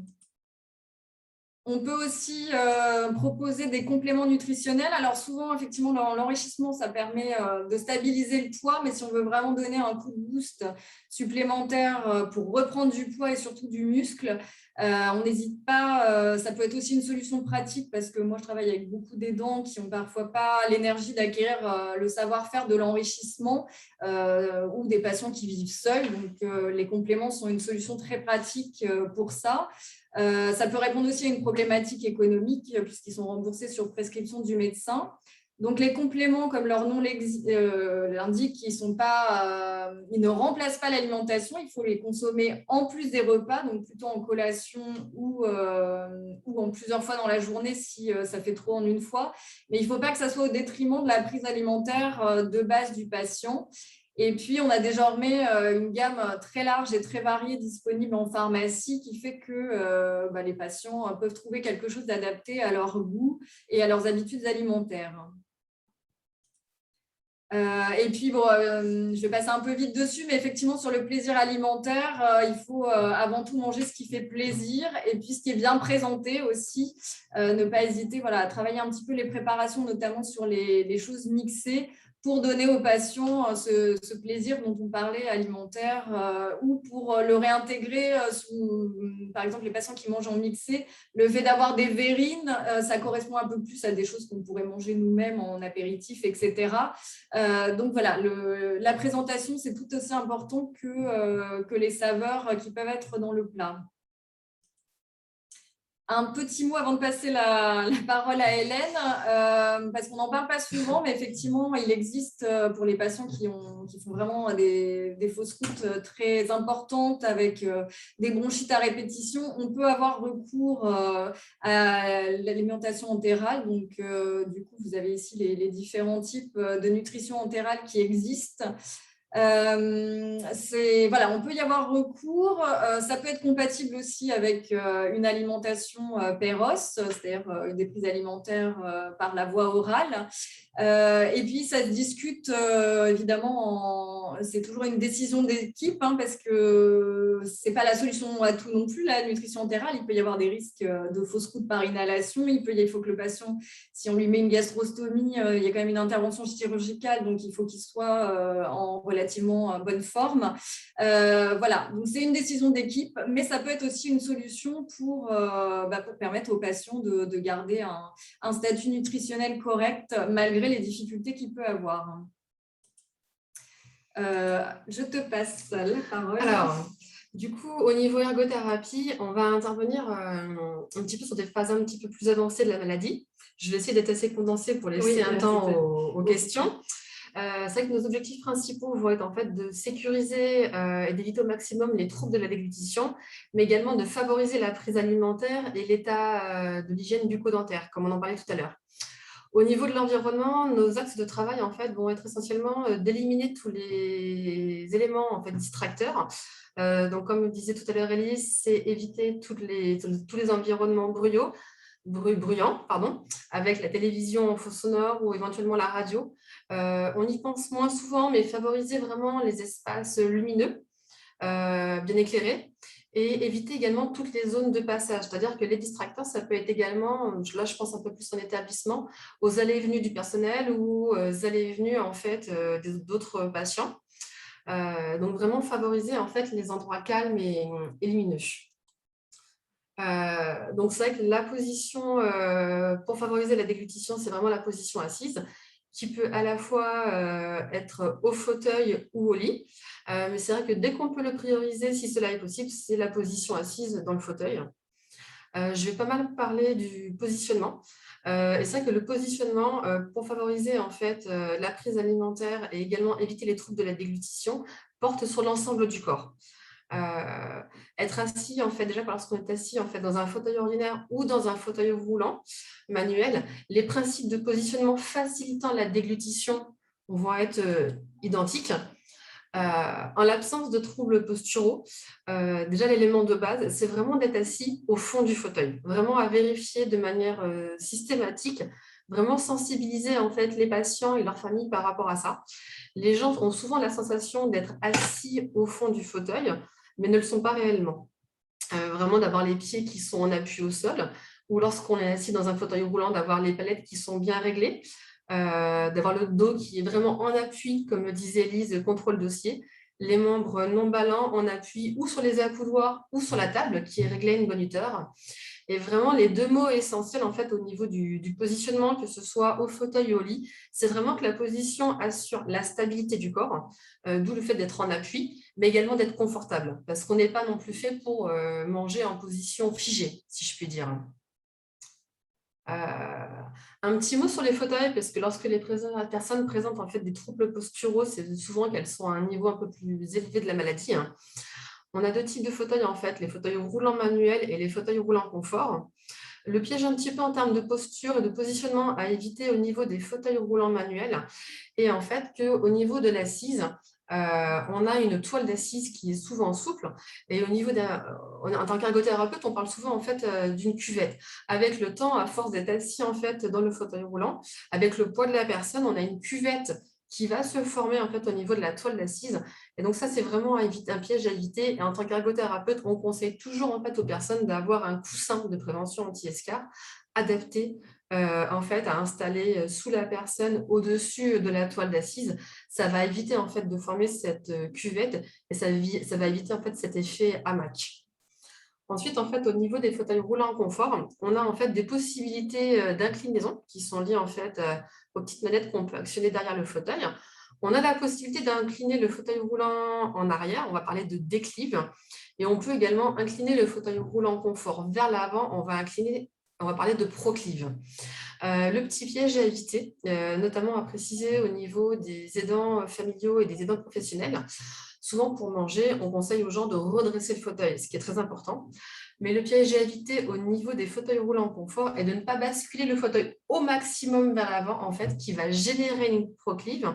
Et pour vous donner un petit comparatif, on peut avoir la sensation en fait, d'être en position comme sur un siège éjectable, en fait, de vraiment glisser vers l'avant. Donc, le piège à éviter est de ne vraiment pas en fait, incliner le fauteuil au maximum vers l'avant. En cas en fait, de troubles posturaux, quand on est assis dans un fauteuil roulant confort, le principe va être le même, c'est vraiment d'être assis au fond du fauteuil. J'insiste beaucoup en fait, sur cet élément-là parce que les gens parfois ont la sensation d'être assis au fond du fauteuil, mais c'est leur dos en fait, qui va être en appui.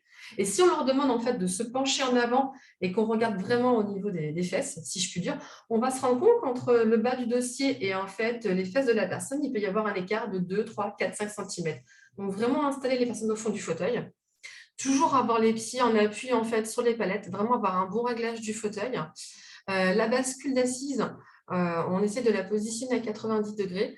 Après, dans certains cas, qu'on va voir tout à l'heure, on peut avoir une légère inclinaison en arrière de 10 degrés de la bascule d'assise et de 5 à 10 degrés en fait, du dossier. Au niveau des bras, des membres supérieurs, pareil, il est important qu'ils ne soient pas ballants, qu'ils soient en appui ou sur les accoudoirs ou sur la table de lit, ou sur la table de la salle à manger, avec une table qui va être réglable en hauteur, qui va être ajustée. Pareil, on est vraiment dans la recherche de la stabilité de la position, mais également du confort. Petite spécificité, en termes de positionnement, souvent ce qui est le plus compliqué à positionner, c'est la tête, qu'on vient positionner en dernier élément, après avoir été vigilant au niveau du bassin, des pieds, des membres supérieurs. La tête est très difficile à positionner. Au niveau des fauteuils roulants, notre accessoire, en fait, va être un appui-tête. Ce qui est vraiment à privilégier, c'est un appui-tête qui offre le plus de réglages possible. Parce que le positionnement de la tête va varier au cours de la journée en fonction de la fatigue. Et il y a vraiment besoin d'avoir une stabilité de la tête pour offrir, en fait, pour avoir une position confortable et stable au moment des repas. Et c'est vrai que le positionnement de la tête, en fait, c'est assez complexe. On a à peu près 2 types de postures, qu'on peut essayer de catégoriser en 2 éléments. On peut avoir en fait un enroulement de la tête vers l'avant avec une attitude en flexion qui est souvent liée en fait à une hypotonie, aux troubles axiaux de la personne, mais également à une syphose dorsale. Le souci qu'on a en fait, c'est que le champ visuel est également en fait orienté vers le bas, mais il est très important que la personne puisse voir ce qu'elle va manger ou ce que l'on va lui donner à manger. Et pour ça, il ne faut pas hésiter en fait à jouer sur les réglages du fauteuil. Et c'est là où, en fait, où on peut un petit peu sortir de cette position à 90 degrés, de proposer en fait une légère inclinaison du fauteuil en arrière, et également de la bascule d'assise et du dossier. Et on va chercher un petit peu l'ouverture du buste. On va essayer de sortir un petit peu de la position fétale, qui est une position en fait où les jambes sont repliées vers eux-mêmes. On va essayer de chercher l'ouverture du buste et en fait que la tête également se redresse un petit peu naturellement de manière passive avec le poids du corps en arrière et qu'elle soit en appui sur l'appui-tête. La deuxième position qu'on peut être amené à rencontrer, en fait, dans d'autres cas mais plus atypiques, est la position de la tête en arrière, qui peut être liée à une attitude en hyperextension. Là, le champ visuel est orienté vers le haut. On peut essayer également de le compenser avec le positionnement de l'ensemble du fauteuil. Au niveau de l'appui-tête, on va essayer en fait d'orienter plutôt la tête en flexion, mais ce qui est vraiment important, c'est de ne pas non plus contraindre ni de forcer la personne. Parce que si on a une raideur à ce niveau-là et qu'on vient contraindre, on peut faire mal à la personne. Voilà. Ensuite, au niveau du positionnement du lit, donc au niveau du positionnement du lit ordinaire, qui sont des principes qu'on pourra appliquer pour les personnes qui sont allongées, en fait, qui dorment dans un lit médicalisé. Il est très, très important, pareil, que la personne soit remontée au maximum dans le lit. Avoir le dos soutenu ou par des oreillers plutôt fermes, ou alors on utilisera sur le lit médicalisé le relève-buste électrique. Au niveau du positionnement en fait, des membres inférieurs, on va chercher à obtenir une flexion au niveau du genou pour gagner en fait, en stabilité, obtenir une position semi-assise qu'on pourra obtenir par un coussin triangulaire ou sur les lits médicalisés en utilisant l'applicature des genoux. On va chercher également à stabiliser les membres supérieurs, soit on appuie sur des coussins ou alors on appuie sur la table de lit qui sera réglée à bonne hauteur. Le lit médicalisé, lorsque les personnes sont amenées en fait, à prendre certains repas, souvent c'est ou le petit déjeuner ou le dîner au lit. Le lit médicalisé est un outil indispensable. Il ne faut pas hésiter à utiliser en fait, toutes les fonctionnalités du lit médicalisé. Quand c'est possible et qu'on peut choisir le type de lit médicalisé, vraiment essayer de s'orienter vers un lit médicalisé qui a 3 ou 4 fonctions. Par 3 fonctions, on entend en fait l'applicature des genoux et la 4e fonction en fait est la proclive de l'ensemble du lit. Et ces deux fonctions sont vraiment essentielles en fait pour essayer de positionner le patient en position semi-assise. Et en fait, c'est des positions qui vont vraiment favoriser en fait la déglutition et limiter au maximum les fausses routes. Et on est toujours sur cette recherche en fait de stabilité et de confort. Après, le positionnement va vraiment en fait être individuel et réfléchi pour chaque personne. Il existe aussi des cas particuliers de positionnement atypique. Là, je pense en fait à des patients qui n'ont pas de troubles cognitifs et qui souffrent en fait d'hypersalivation et vraiment de troubles posturaux importants liés à un déficit axial. Il m'est arrivé en fait de rencontrer des patients qui en fait avaient recherchaient une inclinaison très importante en fait au niveau de l'assise et du dossier, qui mangeaient vraiment en position semi-allongée, plus que semi-assise, qui était très inclinée en arrière pour vraiment rechercher en fait une stabilité axiale et pouvoir libérer en fait les mouvements de la tête. L'angle en fait entre le menton et le sternum était toujours respecté, mais on était vraiment dans une position semi-allongée pour permettre à la personne d'être stable d'un point de vue axial. Après, il ne faut pas oublier les dents. Donner à manger à quelqu'un, l'aider à s'alimenter, ça peut prendre du temps, comme l'expliquait Cécile. On peut être sur une durée de 45 minutes plusieurs fois par jour. Ça demande de la patience, ça demande de l'endurance et ça va mobiliser également les capacités attentionnelles de l'aidant. Donc, pour lui, on va également chercher le confort et la stabilité. Il y a plusieurs positions possibles qui sont vraiment très bien expliquées en fait dans le livre de Madame Riglio. Vous avez une position d'accompagnement. Après, pour aider la personne à s'alimenter, l'idée est vraiment d'être assise en face d'elle, peut-être un petit peu plus basse pour que la personne puisse être guidée et voir ce qu'elle va manger, ou être sur le côté en fait de 3/4. Cette idée-là, en fait, dans l'idée de favoriser la rotation et la flexion en avant de la tête pour favoriser la déglutition et éviter les fausses routes. Et donc, ce qui est vraiment à éviter, c'est d'être vraiment debout et d'éviter vraiment d'amener la cuillère vers le haut pour éviter en fait l'hyperextension de la tête. Pour les dents, on va éviter en fait d'être dans une position prolongée debout, d'éviter de fléchir de manière répétée le dos en avant, parce que sinon on va risque de générer en fait une fatigue dorsale, des troubles musculo-squelettiques, éviter les torsions du dos, éviter également de porter l'assiette. Le mieux, c'est vraiment d'être assis, d'être dans une position confortable, également avec d'avoir un dossier, d'avoir les pieds ancrés au sol, donc un petit peu les mêmes principes que la position du patient, et d'avoir un endroit en fait où poser l'assiette. D'un point de vue des ustensiles, des aides techniques au repas, on va vraiment essayer de proscrire en fait ce qu'on appelle les verres avec canard et les verres en fait qui sont longs comme celui-ci, parce que sinon on va vraiment en fait favoriser l'hyperextension de la tête.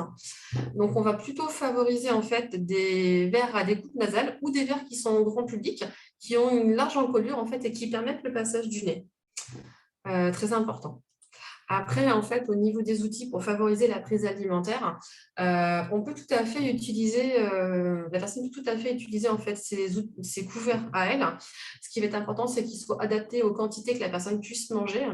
Et après, vous avez des choses comme des sets de table antidérapants maintenant ou des couverts adaptés dits ergonomiques avec des manches grossies qui peuvent favoriser la prise alimentaire. Je voulais juste dire un point également, c'est que il est vraiment important aussi de travailler en équipe pluridisciplinaire. En tant qu'ergothérapeute, on est vraiment là également pour former les aidants, également les soignants, à respecter les consignes qui sont données par l'orthophoniste, données également par la diététicienne, sur les textures, sur les postures de sécurité et sur une prise en charge également qui est très individualisée. Voilà. Merci pour votre écoute et j'espère avoir laissé un temps suffisamment long pour les questions. Merci beaucoup, merci à toutes les trois. Je pense que c'était très intéressant et très complémentaire. Donc, oui, on va prendre quand même quelques questions. Donc, je pense qu'elles se suivent un petit peu dans l'ordre de vos présentations respectives. Alors, Élise, donc on nous a posé une question. Il y a un débat sur les réseaux sociaux quant à la remise en question de l'intérêt de l'utilisation de la flexion antérieure, voire même qu'elle majeure les fausses routes. Qu'est-ce que tu en penses ? Oui, c'est vrai que j'ai entendu des petites choses qui faisaient un petit peu polémique. Je pense que ce qu'il faut garder en tête, c'est quand même le confort de chaque patient. C'est-à-dire qu'il y a des choses qu'on va proposer à un patient qui ne vont pas fonctionner, mais qui vont fonctionner avec un autre. Et puis, il faut aussi se laisser une petite chance, avec des précautions pour certaines mesures, mais de tester certaines choses, de voir si ça marche, si ça ne marche pas, de garder ce qui marche et de laisser de côté ce qui ne marche pas. Et ça peut être, tester cette posture avec un patient si on a peut-être une possibilité que ça marche, mais ne pas s'en priver quand même de la tester. Alors par contre, on ne demande pas au patient de prendre tout son repas en étant avec cette flexion antérieure. On lui suggère de plutôt l'adopter en cas de fausse route. Hop, la fausse route arrive, tac, on prend la posture pour se protéger et on ne continue pas de tousser en étant la tête en arrière. C'est plutôt, comme l'a bien dit Hélène, la posture confortable, assez droite, mais sans être non plus dans une exagération et ne pas être figé non plus. Donc, voilà, il y a un juste milieu à trouver et qui n'est pas le même selon chaque patient. Donc, il n'y a pas de règle à appliquer à chaque fois. Pas de souci. On nous demande qu'est-ce que tu conseillerais comme starter Ouais. Alors, je n'ai pas de starter trop type. C'est quelque chose pareil, auquel on réfléchit avec chaque patient. Mais c'est vrai, qui est assez souvent proposé, qui ne fonctionne pas trop mal. Ça peut être, alors, soit avant que le patient prenne sa fourchette, sa cuillère, de hop, taper un coup sur la table. Ensuite, il prend sa fourchette, hop, il prend l'aliment, il l'amène à la bouche. Ou alors, en ayant l'aliment déjà dans la fourchette, de taper un petit coup. Alors, sans faire trop fort, parce que les aliments sont déjà dans l'outil, mais taper un petit coup sur l'assiette, hop, histoire d'avoir cette petite impulsion qui va lancer le mouvement. Mais il y a des patients qui parfois trouvent par eux-mêmes des petites astuces et en disant bah voilà, j'ai essayé ça, ça fonctionne plutôt pas mal. Mais ça peut être un petit exemple. Très bien. On nous demande pour les personnes qui sont gênées par des mucosités dans la gorge qui peuvent les faire tousser, est-ce que tu aurais un conseil, une stratégie? Oui, on en a un petit peu parlé tout à l'heure. Donc, j'ai dit que l'hygiène bucco-dentaire et ORL était très importante. Bon, déjà, on les incite, ça c'est assez basique, mais à bien se moucher. Dès que le nez est pris, on se mouche. Mais c'est vrai, quand on se mouche, il reste parfois quand même des choses en arrière qui coulent et qui peuvent gêner. Pas mal de patients d'ailleurs peuvent s'en plaindre. Moi, ce que je leur propose, c'est la petite technique du mouchage postérieur. Avec 5 petites étapes. Alors, c'est un peu bête et méchant, on a l'air un peu ridicule quand on le fait. Les patients rigolent en le faisant la première fois, mais c'est quelque chose qui est assez efficace et qui peut même nous servir quand on a un rhume et que des sécrétions restent un peu en gorge. Je vous explique les étapes très rapidement. On va demander aux patients déjà de bien se moucher pour vider ce qu'il y a à l'avant du nez avant de vider ce qu'il y a à l'arrière, d'ouvrir bien grand la bouche, de tirer 5 fois sa langue loin et fort, et en allant un petit peu dans l'exagération. Ensuite, de nous dire cri, un cri qui résonne vraiment bien dans le nez, on exagère le R, on a le que en plus qui vient nous faire penser au recul de base de langue. Et ensuite, on demande au patient d'avaler ce qu'on appelle un sourire de clown, donc il va nous faire un grand sourire, serrer les dents, laisser les lèvres ouvertes, et un peu comme une déglutition forcée, venir exagérer ce mouvement de déglutition. On sent quand on fait cette petite manœuvre-là que les sécrétions passent facilement. Donc ça peut être ça, ou certains patients vont avoir un crachoir et tout simplement cracher ce qui leur gêne. Voilà. Et deux possibilités, soit on fait passer les sécrétions, soit on les ressort.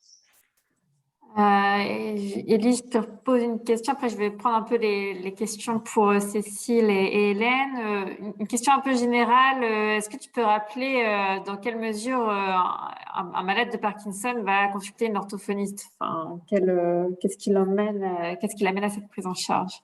Alors, parfois, ce sont les médecins qui vont orienter. Nous, on a pas mal de prescriptions de neurologues qui nous orientent les patients pour un bilan cognitif ou un bilan de voix et qui mettent aussi sur la prescription bilan de la déglutition plutôt à titre préventif pour anticiper. Donc, il peut y avoir ce cadre-là. Ou ça peut être un patient qui a parlé des fois à son kiné ou à son médecin de sensations de blocage, des aliments qui restent collés au palais, de la bouche qui n'est pas complètement bien vidée. Et qui du coup vont en arriver là. Mais c'est vrai que sur la déglutition, heureusement, ça évolue beaucoup dans le bon sens aujourd'hui, mais c'était encore assez méconnu d'aller voir une orthophoniste pour des troubles de la déglutition. Donc ça se développe beaucoup aujourd'hui. Voilà, c'est plutôt des petits signes comme ça, ou ça peut être des signes bien plus évidents, des grosses fausses routes. Voilà, un patient qui a eu un épisode particulier assez traumatisant parfois avec une fausse route particulière. Voilà à peu près les cas dans lesquels on intervient. Très bien. Je vais avancer un petit peu sur les questions. Cécile, on nous demande, on s'interroge sur les eaux gélifiées. Apparemment, certaines personnes ont entendu dire qu'elles n'étaient pas conseillées, car dans la bouche, l'eau gélifiée devient liquide.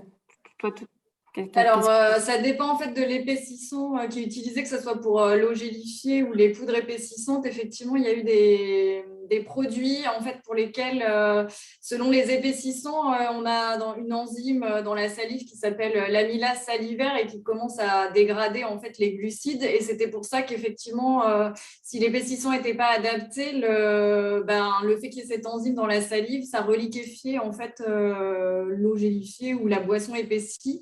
Maintenant, la plupart des produits sur le marché utilisent par exemple de la gomme de xanthane, enfin des épaississants qui résistent à l'amylase salivaire. Donc, normalement, c'est adapté. Si jamais vous avez un doute, il faut appeler le fabricant pour savoir effectivement si son produit est résistant à l'amylase salivaire. Très bien. On nous demande qui prend la décision d'une nutrition entérale. Alors, comme je disais, c'est une décision, ça ne relève pas de la diététicienne seule, c'est vraiment une décision pluridisciplinaire entre les et surtout avec le médecin traitant ou le neurologue. De toute façon, c'est quelque chose qui se pose en hôpital, donc il faut effectivement un consensus et une hospitalisation pour poser la nutrition entérale. Voilà, effectivement, il y a quelqu'un qui peut lancer l'alerte en se disant là, on arrive un peu au bout du bout, mais c'est toujours une décision collective et qui implique bien entendu aussi le patient et sa famille qui sont tout à fait en droit de refuser cette option si ce n'est pas ce qu'ils souhaitent pour la suite. Cécile, on a une question aussi intéressante parce que tu as parlé plusieurs fois des rehausseurs de goût, etc. Mais on nous demande si un patient a perdu le goût. Qu'est-ce qu'on peut lui proposer?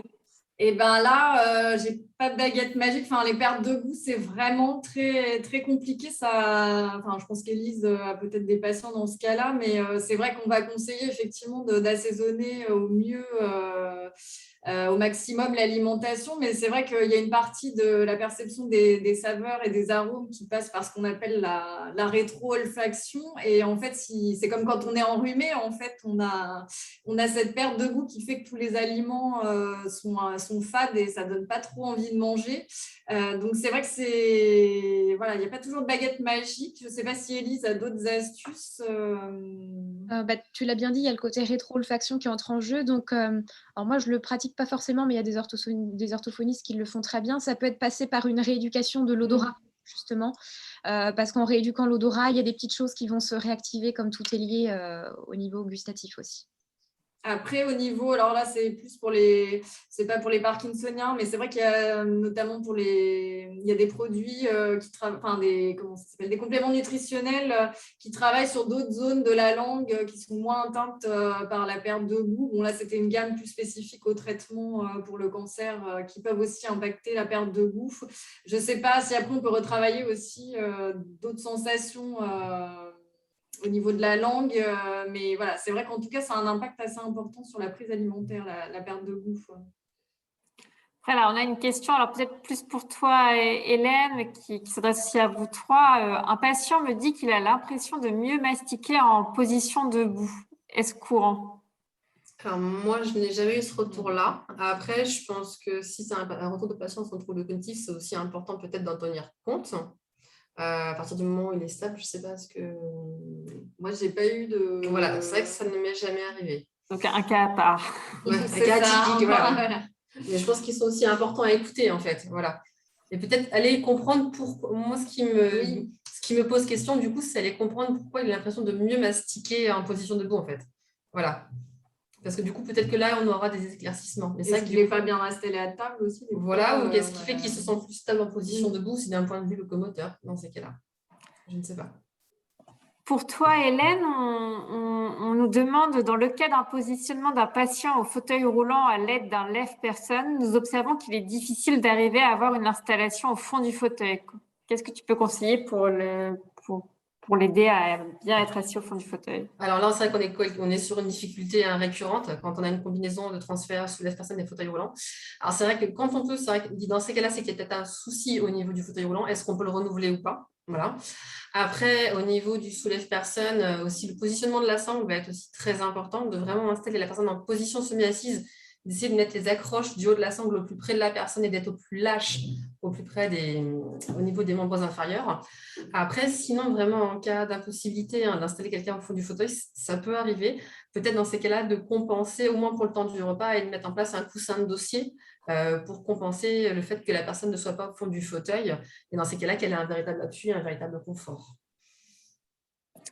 Très bien. Alors après, je vais retourner à des questions donc peut-être un peu plus générales pour toi, Élise, ou pour toi, Cécile. Alors, Élise, on nous demande quelle préconisation pour la déglutition salivaire. Ou toi, Cécile. Alors, tout dépend sur quel versant on se trouve. Il y a le plus souvent peut-être des patients qui ont un excès de salive parce qu'hypotonie labiale, parce que la salive n'est pas assez déglutie. Parfois, il peut y avoir le côté sécheresse, donc on adapte aussi selon ce que le patient nous rapporte. Mais pour la salive qui coule, justement, tout ce qui est un peu ce que j'ai évoqué, stimulation sensorielle, les massages, les vibrations éventuellement, le traitement avec le glaçon, ça peut être des choses qui peuvent être proposées, ou ça peut être aussi proposé aux patients, alors selon ses compétences en déglutition, mais de laisser fondre quelque chose, on détermine ensemble un aliment qui soit correct en termes de texture et nutritionnel, à laisser fondre dans la bouche parce que ça lui fait penser à mieux avaler sa salive. Donc ça peut être aussi ça pour limiter un petit peu le bavage et les gènes liés aux fuites salivaires. Très bien. Alors après, on a des questions plus générales aussi. On a une question d'une ergothérapeute qui exerce au sein d'un EHPAD et se demande, on lui demande d'évaluer la texture des repas et elle se demande si vraiment c'est son rôle et elle, comment elle peut s'y prendre. Toi, Cécile, peut-être Moi, je dirais, le spécialiste des troubles de la déglutition, c'est l'orthophoniste. Les kinés ont aussi des formations sur les troubles de la déglutition. Ils ne sont pas tous à l'aise avec ça, mais ils peuvent aussi faire un diagnostic. Moi, en tant que diététicienne, c'est sûr que je me doute bien que la personne a des troubles de la déglutition et je vais tenter quand même des choses parce que j'ai été formée aussi. Mais je ne vais pas me lancer dans… Voilà, c'est vraiment normalement, c'est l'orthophoniste. Moi, je ne vais pas lier, entre guillemets, à la première urgence de sécuriser l'alimentation en attendant le passage d'un spécialiste. Mais pour moi, c'est l'orthophoniste. du coup, qu'elle s'oriente vers l'orthophoniste, si un orthophoniste au sein de l'EHPAD il faut faire passer ou développer effectivement une collaboration avec un orthophoniste libéral qui vient au domicile, en EHPAD pour prendre en charge les patients qui ont besoin. Ouais. C'est quelque chose qui peut se faire tout à fait régulièrement, qu'il y ait des intervenants libéraux qui puissent se rendre en établissement. Je pense que quand on est dans la limite de notre champ de compétences, c'est pas forcément évident pour les directions des fois de l'entendre, mais je pense que c'est vraiment important de le mettre en avant et dans ces cas-là de vraiment soutenir le projet d'accueillir quelqu'un qui a un orthophoniste libéral au sein de l'établissement, même temporairement, pour vraiment dans ces cas-là adapter les textures de repas, quoi. Très bien. On a une question sur une personne qui se demande comment aider un patient qui a des troubles de la déglutition et qui a un appareil dentaire avec un faux palais. Enfin, les aliments se coincent dessus. Alors, il ne faut pas hésiter quand il y a des appareillages dentaires ou même orthodontiques, ça peut arriver, à se mettre en lien avec le dentiste ou l'orthodontiste parce qu'on n'a pas toujours les connaissances suffisantes sur cette thématique-là, pour savoir ce qu'on peut se permettre de faire pour enlever l'appareil, le nettoyer, avoir quelques directives par rapport à ça. Donc, je pense que dans ces cas-là, l'hygiène bucco-dentaire, elle est d'autant plus importante quand il y a des appareillages particuliers. Et puis, faire des essais alimentaires avec le patient pour observer vraiment à quel endroit ça se coince. Est-ce que c'est normal? Est-ce que c'est lié à un trouble, à une partie spécifique d'un des troubles de la déglutition? Et voilà, vraiment faire des essais avec des aliments visibles qui vont nous permettre de voir où est-ce que ça se coince et d'observer ce qui se passe pour trouver des solutions.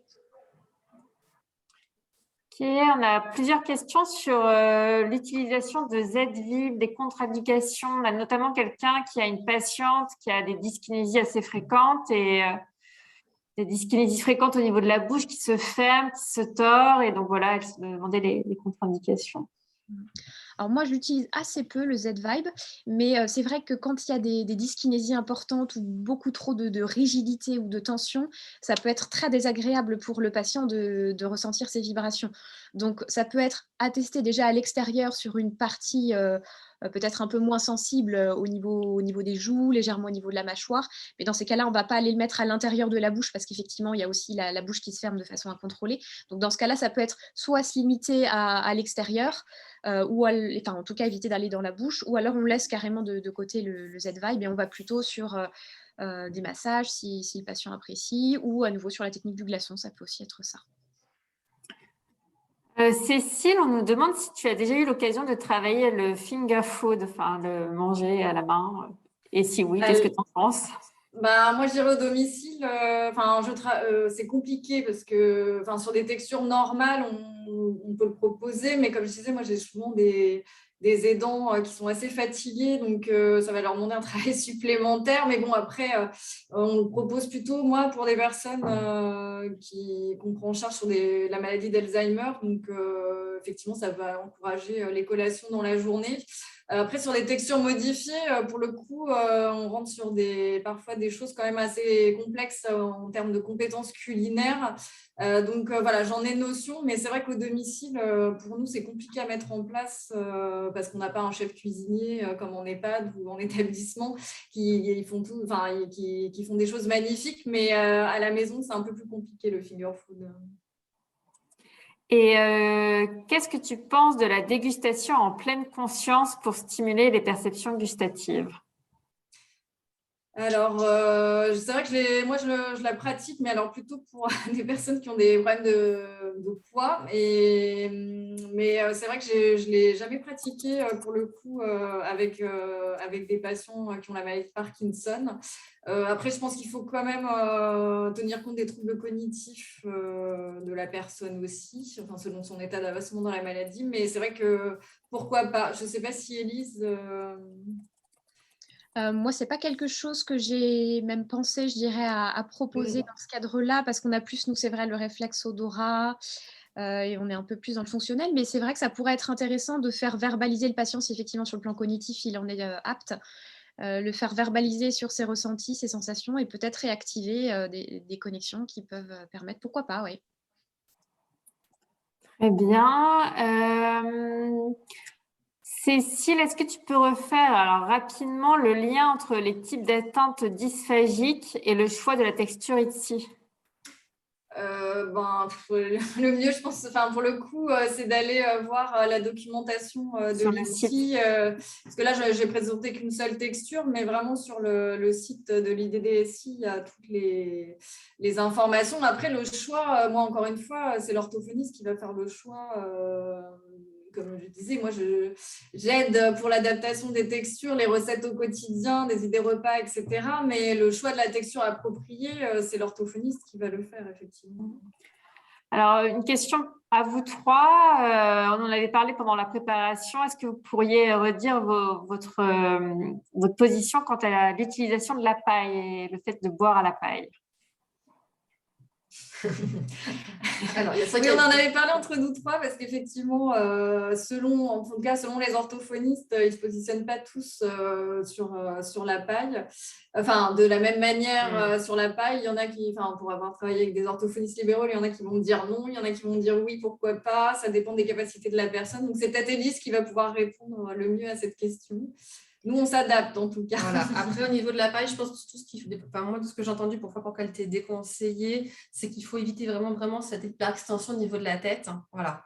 Et puis, il y a aussi la notion de la quantité qu'on va avaler à la paille. Il y a des gens qui prennent des grosses lampées et ça peut aussi les mettre en danger. Il faut quand même maîtriser le débit et avoir aussi quand même la capacité d'aspirer.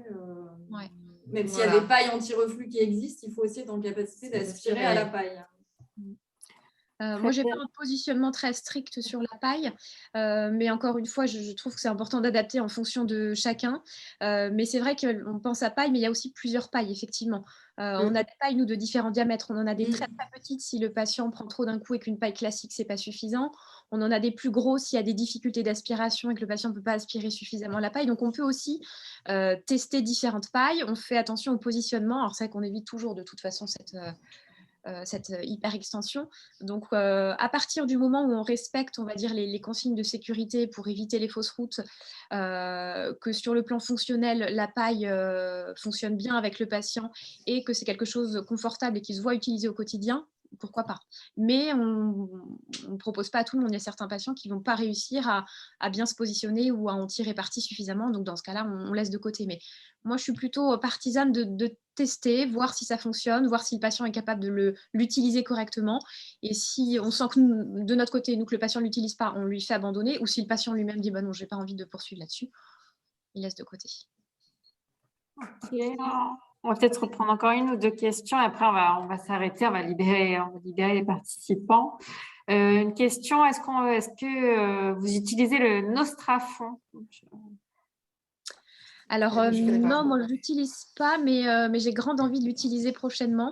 Je sais que c'est un outil avec aussi là, des contre-indications et qui demande quand même, je pense, de passer un petit temps de formation ou en tout cas d'investigation sur le sujet par rapport aux Z-Vibes, c'est un peu plus complexe. Donc, je pense que c'est hyper intéressant, qu'on peut faire pas mal de choses avec, mais moi, je ne l'utilise pas, ou pas encore en tout cas, mais j'aimerais bien l'utiliser. Et juste pour rebondir sur le débat lié à la paille, on nous demande qu'est-ce que vous pensez de l'utilisation du biberon à la place de la paille? Alors, biberon, c'est assez infantilisant souvent, donc c'est quand même très peu agréable. Plutôt à ce moment-là partir sur un verre, Cécile on a parlé aussi, un verre à échancrure nasale, et puis penser aussi à garder des verres quand même assez remplis, alors sauf si le patient boit trop vite. Oui. Moins un verre est rempli et plus on part en hyperextension. Donc, ça peut être tout bête, mais déjà, plutôt que d'aller tout de suite changer l'outil, voir comment le patient utilise les outils habituels classiques, s'il peut les utiliser un peu différemment. Mais biberon, moi, ça me paraît un peu infantilisant et je n'ai pas eu l'occasion d'en proposer ou d'en utiliser avec mes patients. Non plus. Élise, on a une question au-delà de l'anamnèse. Qu'est-ce que tu préconises pour faire un bilan de déglutition complet? Donc oui, anamnèse, c'est déjà une grosse partie qui nous amène pas mal d'informations. Mais souvent, après, moi, je propose le questionnaire DHI que j'aime bien, le Deglutition Handicap Index, qui est le pendant finalement du SHI qu'on utilise, nous, pour les troubles de la voix. Ça permet d'avoir un peu une idée de l'impact fonctionnel et émotionnel sur la qualité de vie du patient de ces troubles de la déglutition.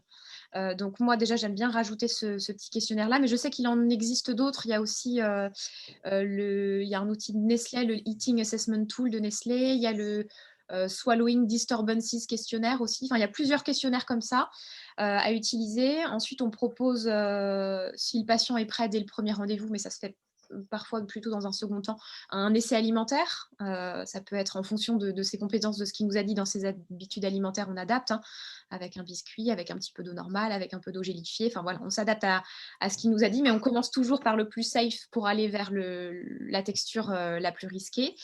Ou si on ne fait pas ces essais alimentaires spécifiques, on peut aller à domicile, observer un temps de repas chez le patient, où le patient amène son repas au cabinet et prend le repas avec nous. Et puis, on va aussi tester moi j'aime bien les tester, le réflexe nauséeux, voir à quel endroit il se situe, est-ce qu'il est trop antérieur, trop postérieur, est-ce que ça va. On fait un petit tour des praxies bucco-faciales aussi pour s'assurer que sur le plan articulaire, musculaire, ça fonctionne bien. Est-ce que l'amplitude, la vitesse de réalisation est suffisante? Est-ce qu'il y a une gêne avec des mouvements parasites, des syncynésies faciales? Je teste aussi moi la perméabilité nasale avec le miroir de Glatzel pour s'assurer qu'il n'y ait pas de problème au niveau du voile du palais. Généralement, quand les patients nous disent ne pas avoir de reflux nasal, il n'y a pas de souci, mais bon, on peut quand même aller le vérifier, c'est bien. On a toujours quelques petits tests aussi, nous, associés de parole, parce qu'il y a toujours le côté moteur et musculaire au niveau de la sphère bucco-faciale qui entre en jeu. Donc, il peut y avoir des petits tests au niveau de la parole, un petit peu de lecture de mots, de phrases plus ou moins complexes. Voilà, j'ai à peu près fait le tour. Mais il y a beaucoup d'observations. Élise, tu pourras me donner le nom des tests et j'enverrai Oui. ça aux participants. Allez, une dernière question. Cécile, qu'est-ce que tu suggères comme petit déjeuner? Parce que comme il faut éviter certaines textures, toi, tu suggères quoi? C'est vrai que le petit déjeuner, c'est souvent le repas qui pose le plus problème dans les textures, parce qu'on n'a pas trop d'intermédiaire, entre guillemets. On passe vite effectivement, si la personne a une dysphagie modérée, parfois on peut conseiller de la brioche, mais de boulangerie, il faut qu'elle soit quand même assez sèche. Avec une bonne couche de beurre, ça peut passer, ça peut glisser bien et sans faire sans coller au palais. Après, il y a certains gâteaux, mais alors on a du mal à les trouver, des espèces de petits beurres très épais qui s'appellent les biscuits REM, qui, eux, quand on les trempe, pour le coup, ils ne se ramollissent pas comme un petit beurre classique. Donc, parfois, ça passe, mais vraiment en stade modéré. Et après, on va conseiller d'aller mixer carrément. Il vaut mieux mixer une madeleine avec du café pour avoir quelque chose de mixé plutôt que d'aller effectivement sur la madeleine trempée. Le riz au lait, c'est vrai que parfois, ça peut m'arriver aussi de conseiller effectivement des crèmes aux œufs, des choses comme ça. Ça passe bien le matin. Ça peut être du coup de la compote, ça peut être un smoothie si la personne est en capacité. Après, ça dépend un peu, voilà, on essaie de retrouver les habitudes des personnes, mais en tout cas, sur le mixé, on peut mixer plein de choses, des crêpes, des céréales qui restent savoureuses pour la personne. Et après, pour les personnes qui mangent vraiment mixé aussi, et parfois c'est compliqué d'aller faire des préparations de maison pour le petit déjeuner, on a aussi ce qu'on appelle des bouillies, soit des bouillies de blédine qu'on peut enrichir maison, soit qui existent aussi déjà en version enrichie en pharmacie. Mais c'est vrai que le petit déjeuner, on n'a pas trop d'entre-deux par rapport à… Je ne sais pas si Élise a d'autres préconisations sur le petit déjeuner. Mais c'est vrai que je trouve que c'est un repas qui est un peu problématique de ce côté-là par rapport au reste de l'alimentation. Oui, puis c'est souvent un peu presque le repas le plus plaisir aussi. Donc, socialement, il est un peu différent des autres. Après, il faut quand même faire énormément en fonction des goûts du patient pour garder justement ce côté plaisir. Donc, c'est difficile de donner un repas type comme ça, mais garder effectivement le côté peut-être du goût. Effectivement, préférer mixer la madeleine avec le café plutôt que de boire son café à la paille et puis manger sa madeleine avec autre chose à côté. Si on préfère le goût des deux ensemble, voilà, trouver le juste milieu entre le goût qu'on recherche et puis la texture qui va permettre de déglutir en sécurité. Après, du coup, sur les petits déjeuners, il y a un livre qui s'appelle Révolution mixée qui a été édité par le clan, donc le comité de liaison nutritionnelle, enfin, je ne sais plus ce que veut dire le A, mais de la Sarthe, qu'on peut trouver acheté en ligne et qui donne des bonnes idées justement de recettes mixées pour le petit déjeuner à base de viennoiserie, à base de crêpes, à base de céréales et qui donne envie. Voilà, qui donne envie. Très bien. Je pense qu'on va arrêter là. Pour les questions qui restent, je les ai notées. On y répondra par écrit et je les enverrai avec le lien du replay. Donc, vraiment, merci encore une fois à toutes les trois. Merci à tous ceux qui étaient avec nous ce matin. Je vous invite à répondre au sondage qui s'affichera lorsque vous quitterez le webinaire. Voilà, c'est toujours bon d'avoir vos retours et vos avis. Le lien du replay sera envoyé la semaine prochaine ou dans 2 semaines. Vous n'avez pas besoin d'en faire la demande, hein, ce sera automatique. Donc voilà, merci à vous, bel après-midi et belle journée et à bientôt pour un nouveau webinaire ou bien le colloque. Merci. Merci beaucoup. Au revoir. Au revoir. Au revoir, bonne journée.